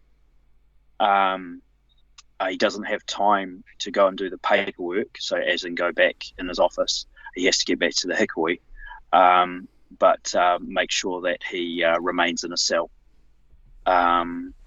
until you've done the paperwork, and try and get him into, consider getting him into court right now, as in court was in session straight across the road. So that was actually on Monday. So off he toddled after shaking my hand. And then I got to be introduced and to all of the other officers and someone new and someone I'd grown up with, that sort of thing. And then did the whole process and then locked in a cell for a good 3 hours. They knew full well I had to go back to work. farming never stops. But they also knew that I had mentioned how the hikoi was pre-planned for the next two towns. And when I gave over my address, my region is the same town as the second hikoi.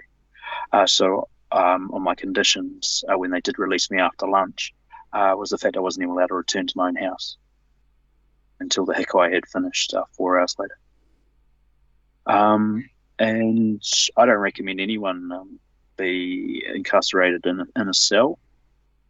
It's not an entirely pleasant experience. And now I'm on the database, my details, and then the last kicker of the whole thing was, as they're coming to say that you're about to leave, they say to your face, "We must take DNA off you because you have met the threshold of, a violent offender." And I said, "Well, that's going to be a problem. You're not going to get any." And a little bit backwards and forwards, and then it was discussed. It was only a particular easily obtained sample. So ran through the possibilities of having to stay in there somewhat longer or give it over. So I feel that I've absolutely been violated on every single level. Not impressed at all. This is New Zealand now. It's a scary place where horrific things happen, and largely people don't hear about it because of the lazy, incompetent, vacuous media that we have, whose job it is to inform people about what's going on. But they don't. They just don't. They don't care in the least what's actually going on. What they care about is what side of my toast is buttered. Oh yes, we will cover those stories. Thank you very much, because they're nice and safe and they're approved and things of that nature, because we don't practice journalism, we practice propaganda, which still begins with a P, so it's fine. All right? It's just, I have such a disrespect for this practice of journalism, because I think I was on a debate one time, or not a debate, just a radio show, and these guys were, you know how conspiracy theorists are, sometimes they're really onto it and sometimes they just sort of go with the first thing that they ever hear. And I said, so look guys, this is the process of journalism. You ask the questions: who, what, when, where, how, and why. That defines what you're speaking of as being true, factually based, because you understand the elements. Just like if you can see a box, it's got up, down, left, right, depth, and the front of it, right? This is how you determine facts. Then you make sure that those facts are corroborated by 3 other sources that don't have any relation to each other. Only then can you be very sure that A, what you're reporting is true, and B, because it's true, you can now report it to the general public, so you are not sending disinformation, misinformation, and what Jan Irvin from Gnostic Media calls mental viruses downstream. And this is what's happening in the state of consciousness. This is the state of the trivium, try for 3, kind of thing. You've got to figure out what is a fact. And the vast majority of human beings, not just the people of New Zealand, but the vast majority of human beings have not been trained in these very simple techniques, which of course do take time and expertise to apply, and that the field of journalism, as of, I believe, 2019, became illegal in New Zealand, ostensibly, or at least for investigating the biggest terrorism attack in New Zealand history. Oh, we need to look at the evidence so we can report it to New Zealand. No, you can't. That's jail for 10 years. Okay, we live in democracy, don't we? Yes, you do. What does democracy mean? It means mob rule in Latin. Okay, that sounds great. Lots of people get hung by mobs, don't they? Yeah. Lots of people get eviscerated by mobs. Yeah. Lots of people get their stuff stolen and broken and destroyed by mobs. Yeah. Okay, I don't want to be ruled by a mob. I'm an anarchist, all right? Somebody who's against having a master, who's also against having slaves. right? Whereas government, in and of itself, as an institution, comes from the Latin governe, which means to control, and mente, meaning the mind. So there's a lot of people out there who support, oh, we need mind control, we need it, how will the roads get built and things of that nature. I don't know. How did roads get built back in the day with the Romans controlling everything with a mind-controlled group of soldiers and things of that nature? Why can't people cooperate? That's what we're talking about here, ostensibly, in terms of this issue and in terms of basically everything else. It's those with authority. Authority doesn't exist, in my opinion. Not really. You can be an authority on a particular subject, but that doesn't mean you know everything about that subject. And having people follow your authority as if they are your subjects is something I disagree with on a very fundamental level. It doesn't matter whether or not they are facilitating protests or assaulting the people who are standing up for what they believe. It all comes from authority, and that's just a thing that I don't like. I far prefer cooperation, like this little show that we've got going on here. Was anybody forced into it? No, they weren't. Had anybody been bossed around during it? Yes, you were, by me. But the point I'm getting here is, Phil, sometimes people don't know what you've gone through. Okay, and that makes it very, very hard for people to listen all the way through to all these horrific details, and especially when people are listening to it, it becomes traumatic just knowing, because previously they didn't know exactly what you got through, but after coming through this throw, they know exactly what you went through. That's what chilling thing, Vinny, is the ability of the police to be warm and friendly one minute, and cold and brutal and callous and semi-murderous the next. No problem at all. That's the thing that I've noticed about this gang called the New Zealand Police. I've got total contempt for them now. Saw them at Parliament. And what Phil has described today, notice how quiet we were as he spoke, taking in every detail and imagining that happening to us. And I saw a bit of it, but nowhere near all of it. And that is horrendous, to do that to a man. People who you might be in your rugby club, or, totally immoral creeps. Butter wouldn't melt some of the time. Then they're cutting off a man's blood supply the next minute. The New Zealand police, I used to put them on a pedestal along with doctors. Both of them are down in the gutter now. And that, I think, applies to a lot of people. And the more you hear the testimony of Phil, you realise what problems we got. We think the Maori gangsters are a challenge, are self-entitled, are misinformed, are all those things. But man, there's nothing. They haven't got a patch on the Blue Power gang, from what we've just heard. Mm-hmm. Can they be reformed, the Blue Power gang? Can they look at something like this? Do they have a shred of conscience? That's the question. Because the whole future of our country depends on the Blue Power gang standing with the people, and right now. As I told one after the Christchurch massacre, when he came to see if I was one of those white supremacists who did the Christchurch, which was just bullshit. I said, you're taking part in the communist takeover. This is 2017. You guys were involved in the massacre. He didn't deny it. I said, so the question is not my guilt. I'll be as innocent as I am now, whether you kill me or whatever you do. But the question is your guilt and what is to be done with you when everybody finds out what you are participating in, Mr. Constabulary, which I wrote a song about. John, so I said the same thing after they came back, and whenever it was, after I'd had a few words to my local MP about which method of execution he preferred for the vaxecutions. And I said the same thing. I said, I'll be as innocent as I am now. Now there is the communist takeover, the tribalist takeover that I warned you about 2017. Now it's in full flight. So once again, you look to where you want history to remember you, what you want your kids, your grandkids, to remember you as. Will it be one of Jacinda's jackboots? JAC boots. Where do you think you're going when you die? I think you're going straight to hell, for what you're doing to now people like Phil. Would that make any difference to them? I don't know. Well, I had this discussion with you, John. What was it?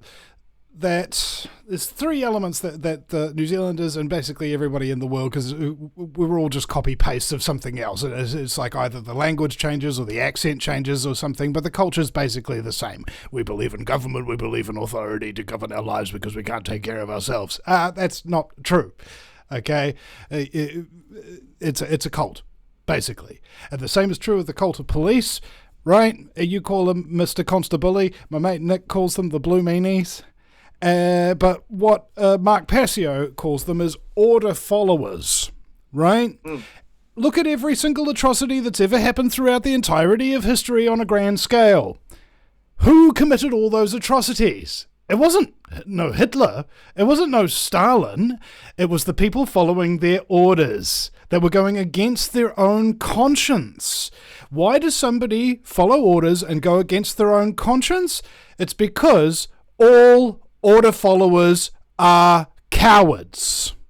Yeah. Insecure. Okay? Yeah. Insecure. All order followers are cowards. And not only that, they're all bad people.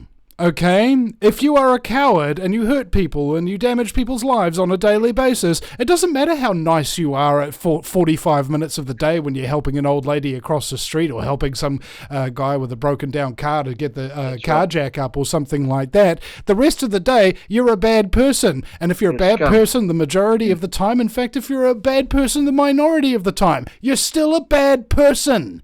Okay? All police are cowards. All police are bad people because they are order followers. I've interviewed a number of police on this show, and they've told me things like, yep, the New Zealand police are a cult. Yep, they're a gang. Yep, they recruit all the young kids that don't know anything and don't have any life experience and then fill their heads full of lies and then traumatize them and isolate them and then send them to the worst areas like Rotorua where there's awful amounts of family spousal abuse and things like that, so they see the worst part of humanity. They virtually all have to drink in order to be able to sleep, because when they are so drunk that they black out, they don't dream and have nightmares about the horrible things that they've done to people. Okay?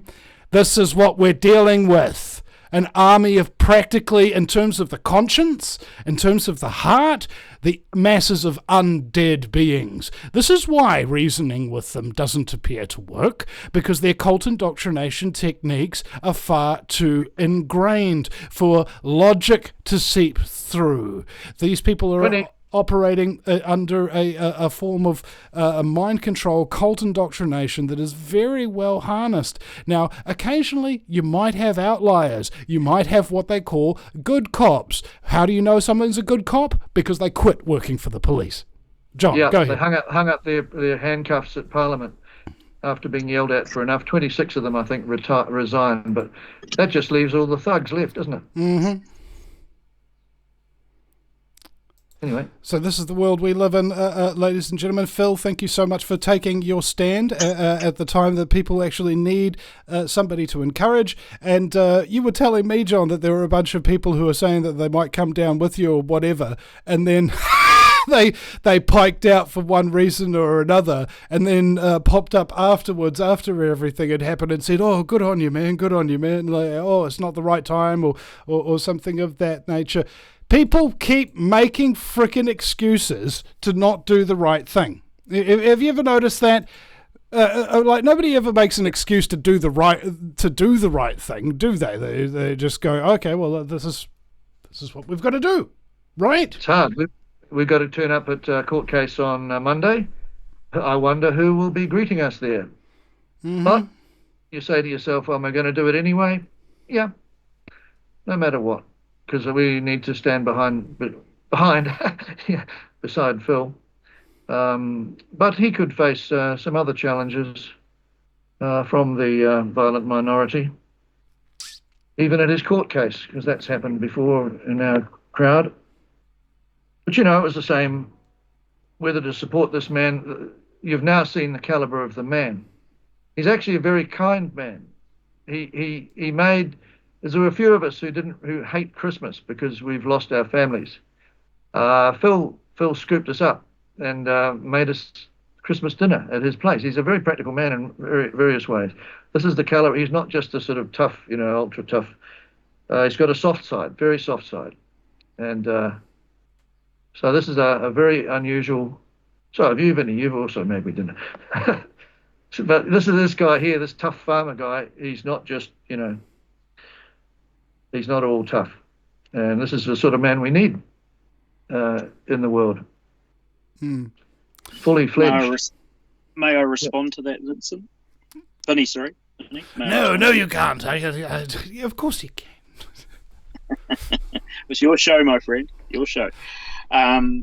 Look, let's make sure the air is very, very clear here, because without Billy T in the shot there, this is looking very pale on the screen. Billy's half white. It doesn't matter. And besides, ladies and gentlemen, if I was racist, I would never work with the rangy brown bastard. Now, continue. Correct. So well done. You've done my intro for me. So I assume it would be a pretty easy generalization to put out there that I fit the R pigeonhole that you just mentioned. I won't say the word. So it's pretty, it'd be pretty easy to pin that on me, and the surname gives reason to believe that I'm direct descendant of from Germany. It is German. But mate, I have a Maori son. He's 14. I love him to bits. Makes no difference to me. So this is not about me, guys. This is about our country. It's got to be saved because it's effing fallen. And I don't care if there's no one else.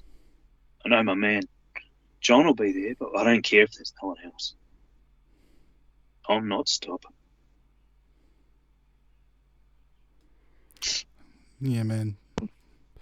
David Icke once told me that you have to do the right thing. You have to, before you think about the consequences of doing it. So, I'm preparing for Monday not to come home.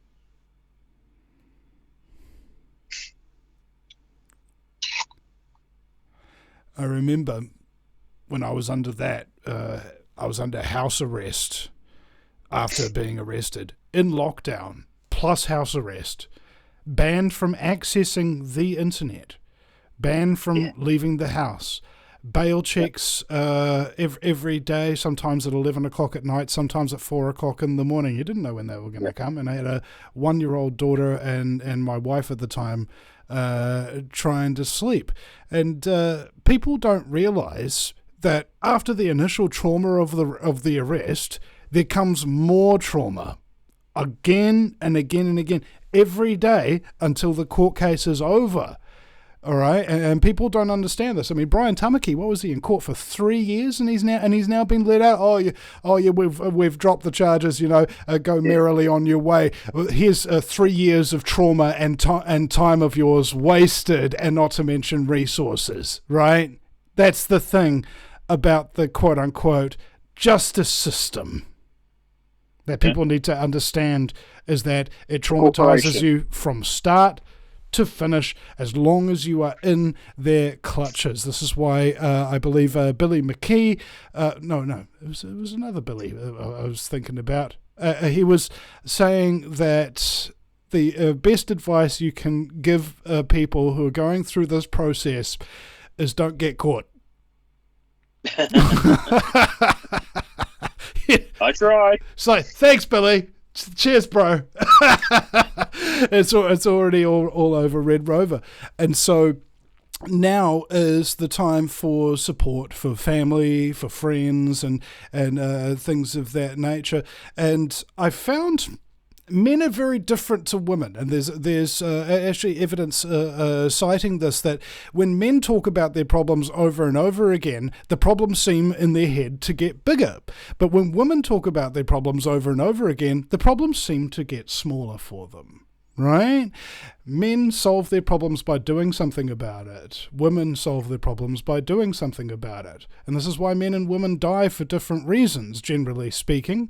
Men tend to, more on average than women, die short, violent deaths, whereas women, more often than men, die long, slow deaths. And this is because sometimes men do things without thinking, and women think about things but don't do it, right? And I think that what we're talking about here in terms of what you're about to go through the court process, the financial means and things of that nature, I would have maybe not survived it. I think my body might have given out or something like that had I not had my listeners, had I not had my family, had I not had people donating money and things of that nature. And at the time that I was going through this, for a full 6 weeks, I wasn't even able to ask for any kind of support because they took my phone and I didn't have access to the internet.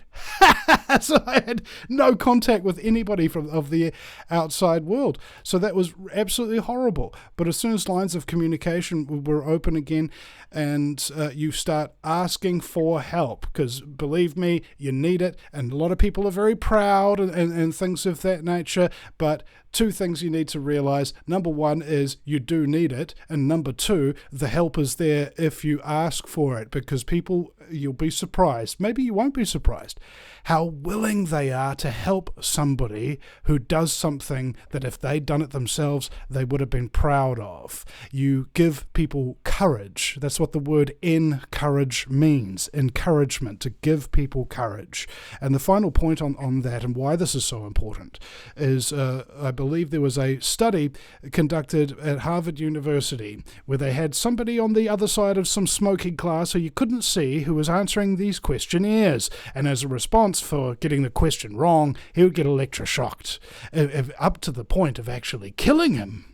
They had an actor doing it, of course, and he'd react and say, "Oh, let me out, I don't want to do this anymore," or pretend to be dead or something like that. And scary thing is, because somebody in a position of authority, Harvard University, in a white lab coat, was telling these people, no, keep shocking him, people would do it. That's the most popular part of the study. The other part of the study, which I believe is even more significant than authority telling you to do something bad and you just doing it, is they showed the 10% of people who had refused that authority, and they showed them to the next people coming into the study. They showed somebody successfully standing up against tyranny. And you know what happened?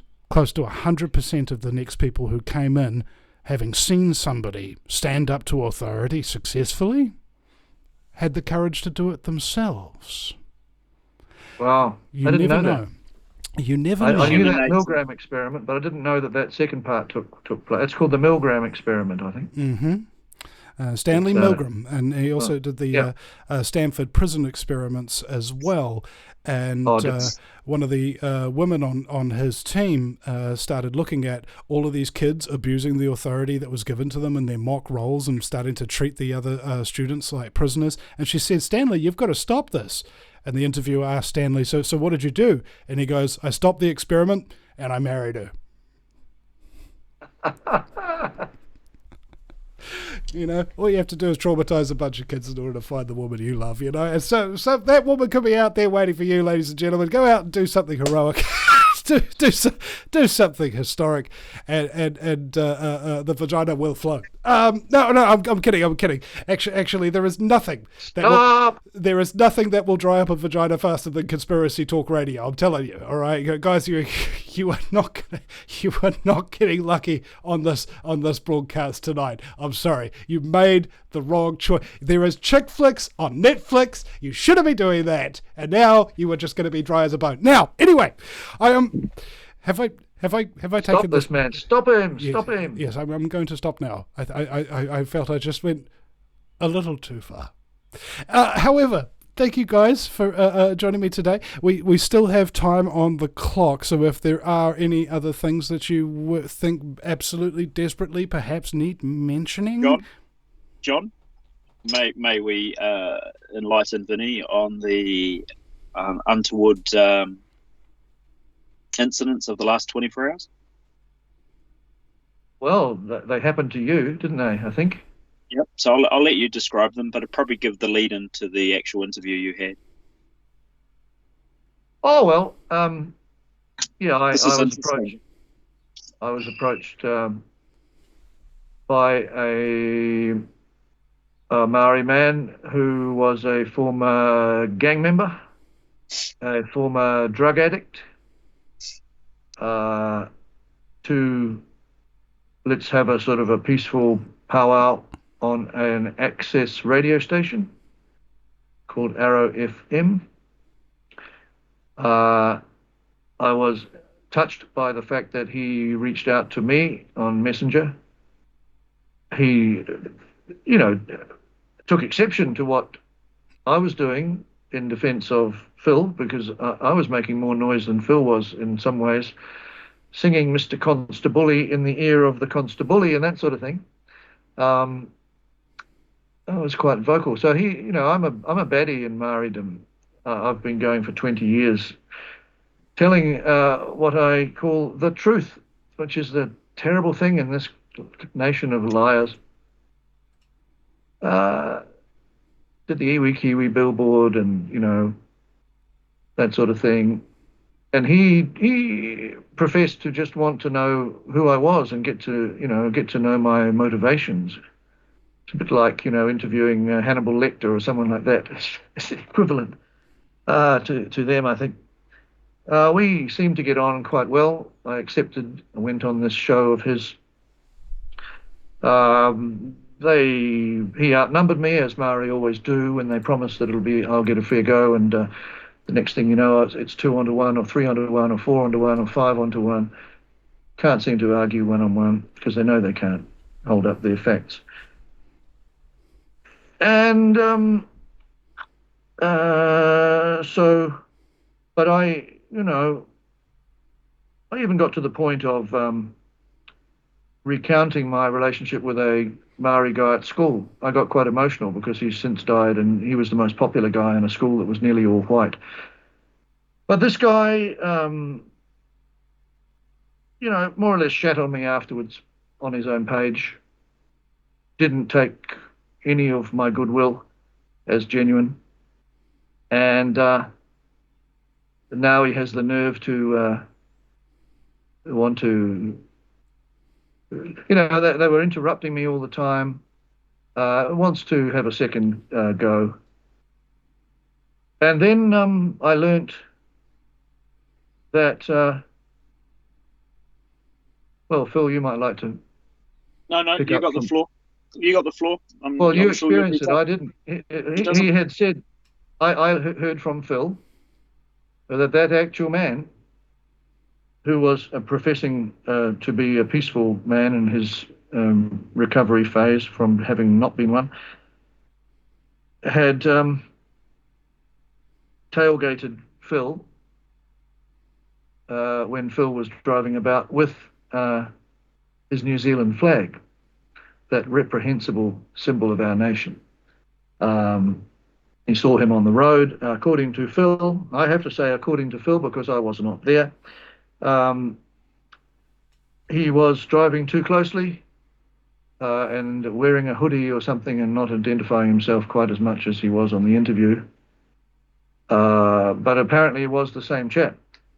And so Phil tells that story. Phil was going left and right and he was being followed, chased by the sound of it, and there was an altercation. The man himself on his own page represents that as Phil being aggressive, Phil being angry to him, and he was pure as the driven snow, of course. So somewhere in there lies the truth. This is why I think we need this debate system, so that the truth is more easily discerned I'll just develop that a little bit. I did that on the climate issue. A lefty filmmaker friend wanted to hold a debate on the dangerous man-made global warming thing. I am allowed to deviate, Phil, yeah. I mean, this is the show that is quintessential for deviation, but yes. Well, it's worth saying this because this highlights this system I'm talking about. I predicted he wouldn't be able to raise a team. We were going to get a world-class team of climate global warming believers. John, if you'll excuse me, I have heard this, so you keep talking to the audience. I'm going to quickly take a wiki leak. I'm busted, so I'll be right back.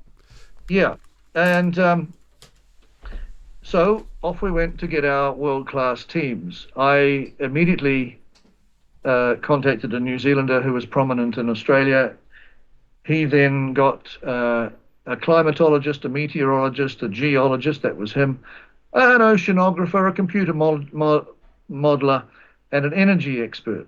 The 6 key areas of the global warming science, I guess, climate science. I got that world-class team in a day and a half. My lefty filmmaker, climate Scientologist friend has not got anyone in 9 years to step out of the echo chamber. So this is one of the benefits of having, of developing an online contest of ideas system, contest of evidence system. If one side does not turn up, that's game, set, and match to the other side. That just shows that they have no confidence in their ability to conduct a fair account of themselves. In my estimation, the entire left would not turn up to anything. But let them prove me wrong. Because in my estimation, the entire left, whether it be on climate change, vaccines, the treaty, they either know they're lying or they are lying and would soon find out. But that is prejudice from my point of view, from my assessment over many years. And I might be in for a rude shock. Who knows? One has to consider the possibility that I might be the one having to apologise. But let us have that debate. Yes. So that was a slight deviation, but that really plays into what echoes what happens on this issue too. This echoes in a way what Professor Ed Dutton, the jolly heretic, told me in terms of referencing and the scientific data on this, is that there is a connection between mental illness and being left on the and being lefty on the political spectrum. He believes that it's actually a causality, that becoming a leftist makes you mentally ill. I would add to that. I used to believe that. Now I think that is true, but it's also a moral illness. I think we should use the expression moral illness. Those police officers have a moral illness. They may not be mentally ill. They are certainly morally ill, and that needs to catch on, that attitude. They need to hear that a lot. The people who tell lies for a living, especially when they back it with violence, need to hear that a lot. Hopefully it might actually penetrate what, for argument's sake, we might call a conscience. The thing that frightens me is that maybe they don't have one. In fact, I'm going to ask God if I could please come back without a conscience next time, because wouldn't that be fun? Vinny, yes. Vinny and John. For 2 or 3 hours afterwards on Monday, I was accepting what they did to me. So I just want to relate to what you were saying about being left and the mental fatality. So I was accepting the fact that even though I was innocent, they were allowed to assault me. And so it took me 2 or 3 hours to process that out of my own in the tractor, to realise that no one needs to accept violence, and especially towards innocent parties Yes, and be outnumbered. this is absolutely correct, and they've known this since ancient times. What is a right, ladies and gentlemen? A right is something that belongs to you. Okay, your freedom, your health, your bodily sovereignty, your property, your sexual choice of partners, these are your rights.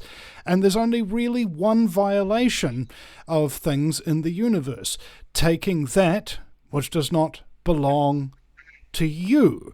Now, it's also taught in the ancient mystery schools that if somebody is violating your rights, violence comes from the Latin volare, which means to violate, okay?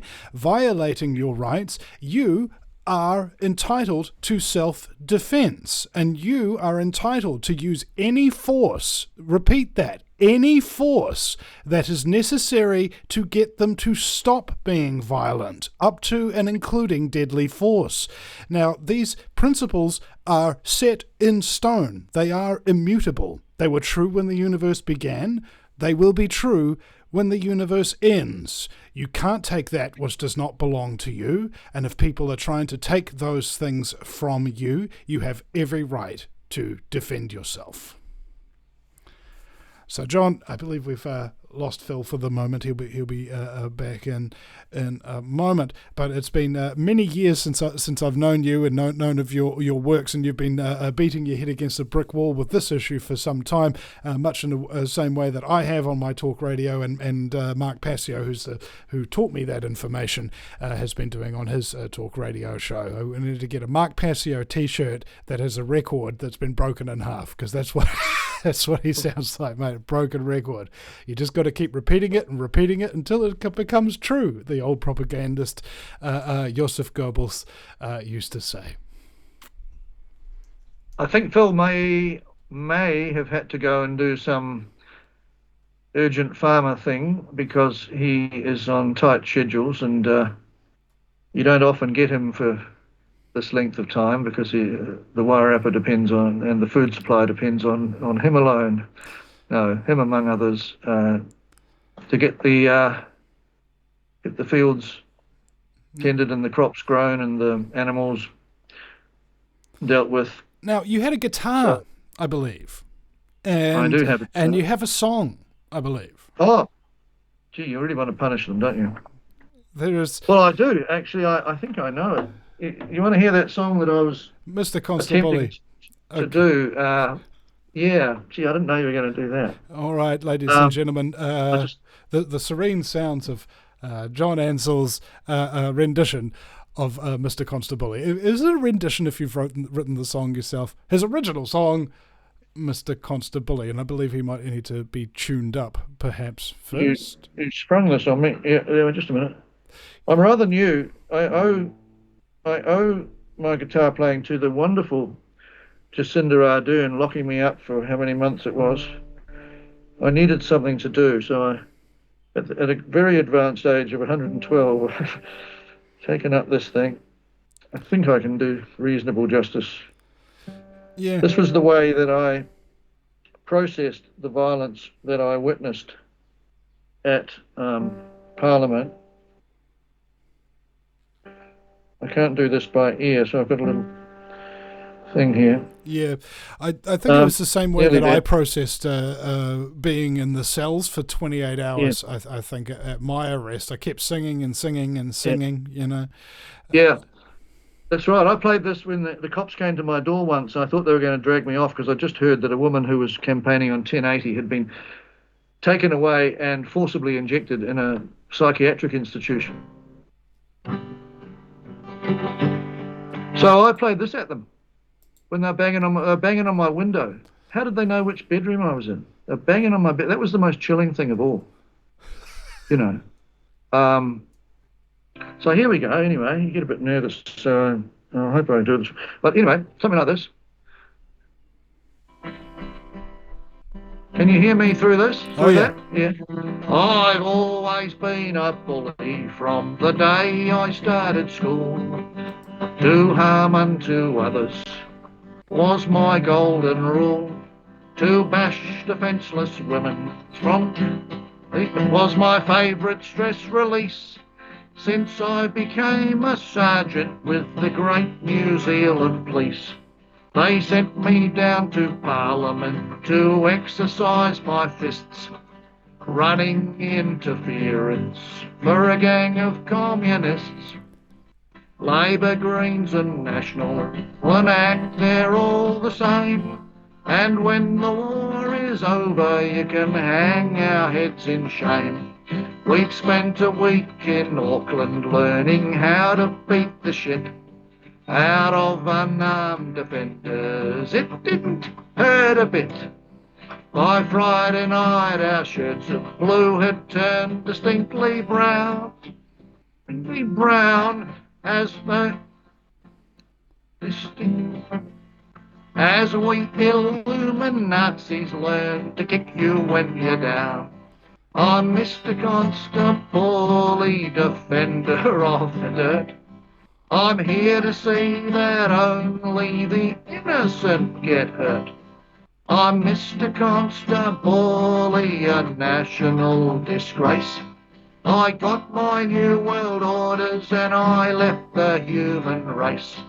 The wokester said there's plenty of trouble I could make, with eyes to gouge and skulls to crack and bones that I could break, and naked ladies here to pull. I'd bash and push and shove the bodies of survivors calmly chanting peace and love. Like all Jacindanistas, we pretended we were kind, then pepper sprayed those lepers' eyes and rendered them half blind. Then we briefed our infiltrators to start a fire in tents, as we, while standing by with hoses to expose our false pretense. A coster said, accost her, and him. And the cost of our accosting was unconscionably grim. And he cost the reputation of every honest blood. And he calls himself a Christian, like the devil thinks he's God. And when we'd done our dirty work, they clapped us back to base. We'd stood up to integrity and smashed it in the face. And now I face the mirror, there's no further place to hide as we Illuminazis learn. No. And now you know what side I'm on the genocide. I'm Mr. Constable, defender of the dirt. I'm here to say that only the innocent gets hurt. I'm Mr. Constable, a national disgrace. I got my new world orders and I left the human race. And if the filth won't play the game, I'll improvise instead. With rugby balls in short supply, I'll use a young boy's head. It's time to start a rumpus, and if they won't, I will. I left my moral compass on that Thorndon Hill. There we go. Thank you very much, John. A few cock-ups there, but that's essentially it. That's how I felt about the cops. Still do. He's amazing, isn't he, Vinny? He's so amazing. Yeah, everybody's got talents, they say, and you'll be surprised that actually it's not true. Some people don't have any talent, and some other people have too. So, thank you very much, John, for you. You got one or two of those things too. I think I've got 8, so there's probably like 7 other guys You know out there why I who did that? just can't frickin' do shit, you know? It's just like, Vinny siphoned it all off. I just need to say something, because I think why I did that and one or two other things was that the great sage Vinny Eastwood had said, if you've got any talents at all, if you're not using them at this time, you are some bad thing. And I thought, oh, Well, I might be able to put some words together. I suppose I better do it now then, because otherwise Vinny will be mad, and so that's why I was doing things like that. I won't be Because of mad you. if you don't use your talents. I'll be something Yeah. even worse. Disappointed. Oh no, I couldn't stand that. But you said that. You know, I actually used to say the great sage Vinny Eastwood has said that if you don't use the gifts that you have been given at this time, you are letting the site down badly. And I thought, you know, Yeah, so I did. and the same is true of us all. And the thing about having a gift, whatever kind of gift that you have in particular, is that ungiven, right? You know how you give gifts to people, or gifts are given to you, and then what happens if you don't share that gift with others? It becomes a curse. So I'm trying to enlighten everybody as to the nature of your talent, is that it is a curse waiting to happen. If you put up your guitar and you don't play it anymore, if you put down your pen and you're not writing songs anymore, if you put down the webcam and you don't broadcast anymore, you are cursing not only yourself, but all the people who could potentially have come across your gift and benefited from it in this three-dimensional space we call the world. And then... Well, you know, and this is actually the most important point, is because above this layer of three-dimensional reality that we've got here is a little bit of a higher part that we call the morphic field. Now, that is where we download information from. Any idea you've ever had, because it doesn't exist currently here in the three-dimensional universe, you can't see it, smell it, taste it, touch it, you can only think about it, it's because it's part of the morphic field, and it affects everybody. We can upload information, we can download information. Do you know who invented the telescope? No, you don't. Nobody does. Because 9 different guys who'd never met, who'd spoke different languages, who's lived on opposite sides of the world, all sat bolt upright on bed on the exact same day in history and invented a telescope prototype. wow. All right? Inspiration is infectious. Every time that you display a talent, you make the world a better place, and you inspire people to make choices, better choices. That every single thing that we create and put into reality is capable of inspiring somebody else. Every musician has heard music being played. Every filmmaker has watched a movie. Every great orator has seen great speeches. And we rob the world of its potential when we hold back on what we can give it. Oh. Amazing. You're only a child compared with me. You're decades younger, and you've been at this for so long. It's incredible. You know more than all of your elders, because you made a decision early on to listen to people older than yourself, didn't you?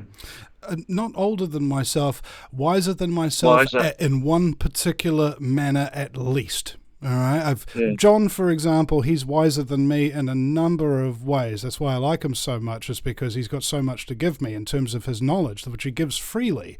And other people, on the other hand, it's just about surrounding yourself with people that are better than you in some ways, so that you might better yourself. And then in the process of learning your stuff, knowing your stuff, and then doing your stuff, you can then inspire others, and you can teach others, and things of that nature. It all starts with the work. Just a shame you're not on mainstream media. If anyone still listens to it, in which case that's probably not the case. But it's a shame more people are not aware of you. But perhaps increasingly there are more people out here on the alternative networks anyway. Oh, I don't know about that. I haven't had a TV for ages. I don't know what goes on there, but Well, I think it was an interesting thing. Like, I had the largest YouTube following in terms of a news organisation in New Zealand history, even bigger than New Zealand Herald TV. well, there you go. And then there was 6,000 videos, 20,000 hours of interviews conducted over 15 years, and then boom, COVID comes along and they just delete your entire channel, all 3 of them. So that all that knowledge with all of those people over all of those years is just no longer accessible, I'm afraid. And now, instead of 63,000 subscribers, I'm just over 1,300. So, yeah, guys, the New Zealand alternative media, I've asked them repeatedly to, help me to come back and get back to where I was. And crickets is all I hear. Does that stuff just not exist anywhere? There's no Wayback Channel or any of that? I mean, a bit like the old comedies they wiped after they'd made the shows in the 60s. Well, it took 15 years to make them and upload them in the first place, so I'm sure if I spent all day every day trying to do it again, I could get it done in half the time. But that's the thing. This is how we process things. Have you ever heard of bibliomancy? All right, talking to books, like necromancy is talking to the dead. Somebody told me about this. I believe it was the lawyer, Ralph Fusatole, is the lawyer for the Natural Solution Foundation, headed by Dr. Rima Labo. And he told me that bibliomancy is when you ask a question, just a general question, and then you read a book. And within those pages somewhere, you will divine an answer to your question. And I go, that's interesting. I'm a bit of a movie buff, so what if I try cinemancy? You watch a movie and you ask it a question. So the movie I put on was No Country for Old Men, and the question I was asking was, what do I do with the loss of all my content and my life's work up to that point? And it came to this scene where the sheriff had a conversation with his father, who also used to be a sheriff, but he had his leg cut off by a drunk driver in an accident. And he said, boy, I nearly killed myself trying to get back what I lost, trying to get back my mobility. Sooner or later, you have to put a tourniquet on that wound and get on with your life. And that was the answer to my question. Yes, it's all gone, but the experience that I've had isn't gone, and I'm still going to continue to get on with my life. Yeah.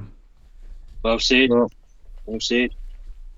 We've got two guys here who've been through a lot more trauma than me. I'm privileged. In recent conversations, I've been the only one. In several recent conversations, I've been the only one that wasn't facing a prison sentence. So you guys are coping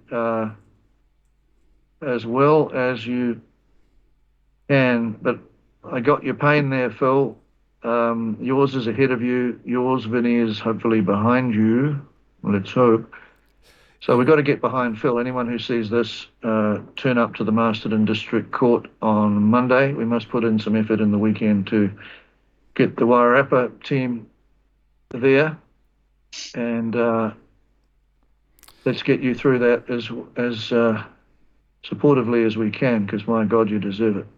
He does indeed. Vinny, the local MP, I've been into his office today, and he was one town south of me, but they said he was booked up solid. I said, I can see him over the weekend. I live and travel not far from him. I'm happy to speak to him direct, and I'll put a special request in to Mark Mitchell, the police minister, as well.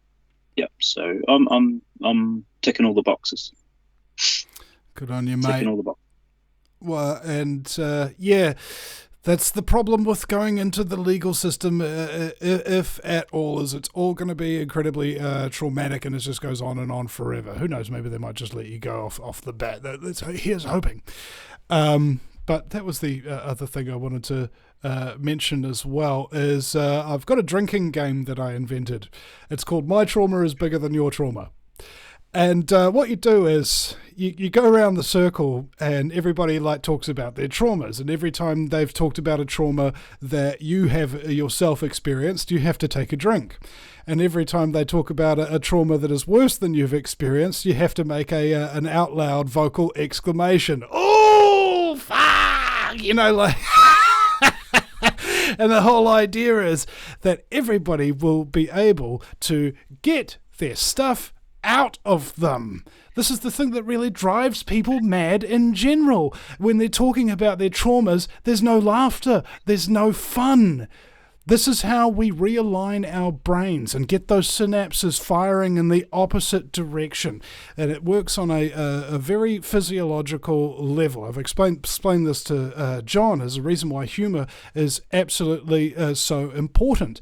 On that note, I bought a stepladder the other day, and I never knew my real ladder. But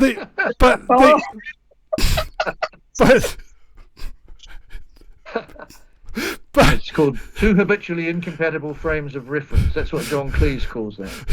So the aggressive release of tension following the juxtaposition of two habitually incompatible frames of reference. Yes. We've dumbed it down for the listeners, and we. The reason why this works physiologically speaking, and the release, when you throw your head back and you ha ha ha, there's several types of laughs. There's a comedic laugh. There is a sexual laugh, and there is a Vinny laugh, and there is a I shouldn't be laughing at this, but I still find it funny laugh. And what these things do is your brain works in three sections, okay? Front section, this is your primate cortex, front of your brain kind of thing. This is what does all the black and white thinking, all the mathematics, all the logic.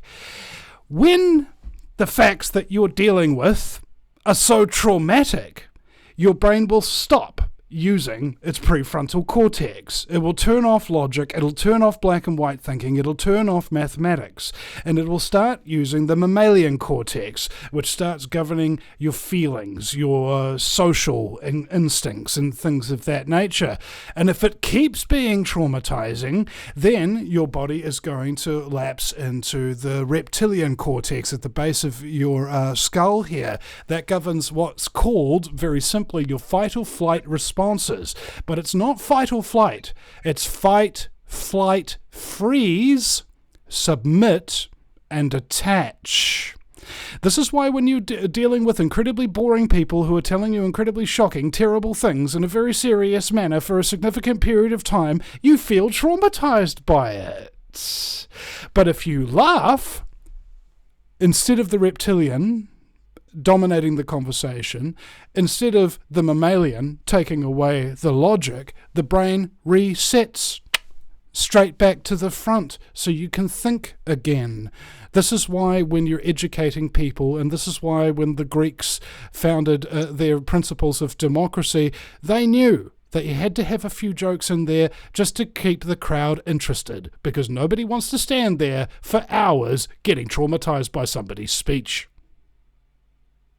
Don't remember well, that would account for that soccer final in the Monty Python film, wouldn't it, between the Greeks and the Germans?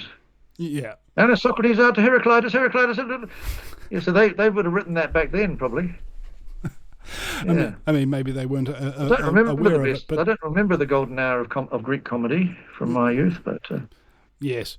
Well, anyway, this call has been going on. It is 6:56 currently, and we were only supposed to be going for an hour until 5:30. But the fact of the matter is, you guys are just so juicy that it was fantastic to have you here for even longer.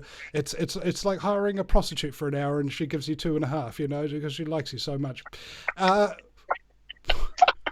why I can fill up. This hasn't happened to me, of course, to my great shame. Guys, but yeah. Can we go now? Yes.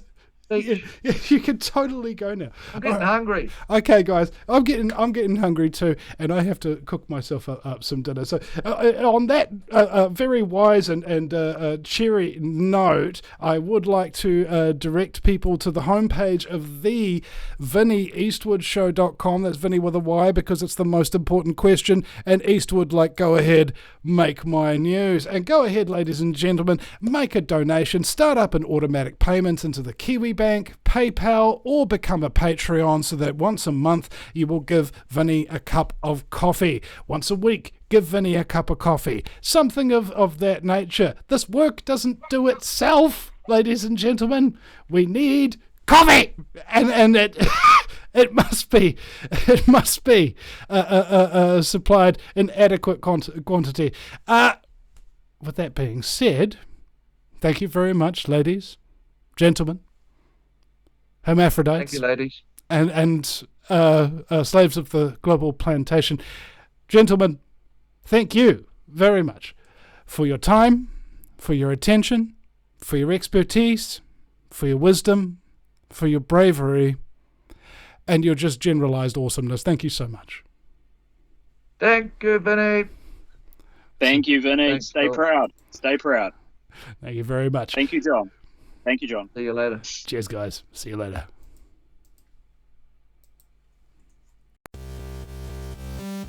Gentlemen, I've brought you here to discuss the Eastwood problem. It may be necessary to penetrate the Vinny Eastwood show. The Vinny Eastwood show. Yeah, that's what I said. Well, I've been working on a new Vinny scene. I think that might be the kind of penetration we need. The Vinny Eastwood show. Sundays, 3 p.m. Pacific Standard Time. Live on Ground Zero Radio.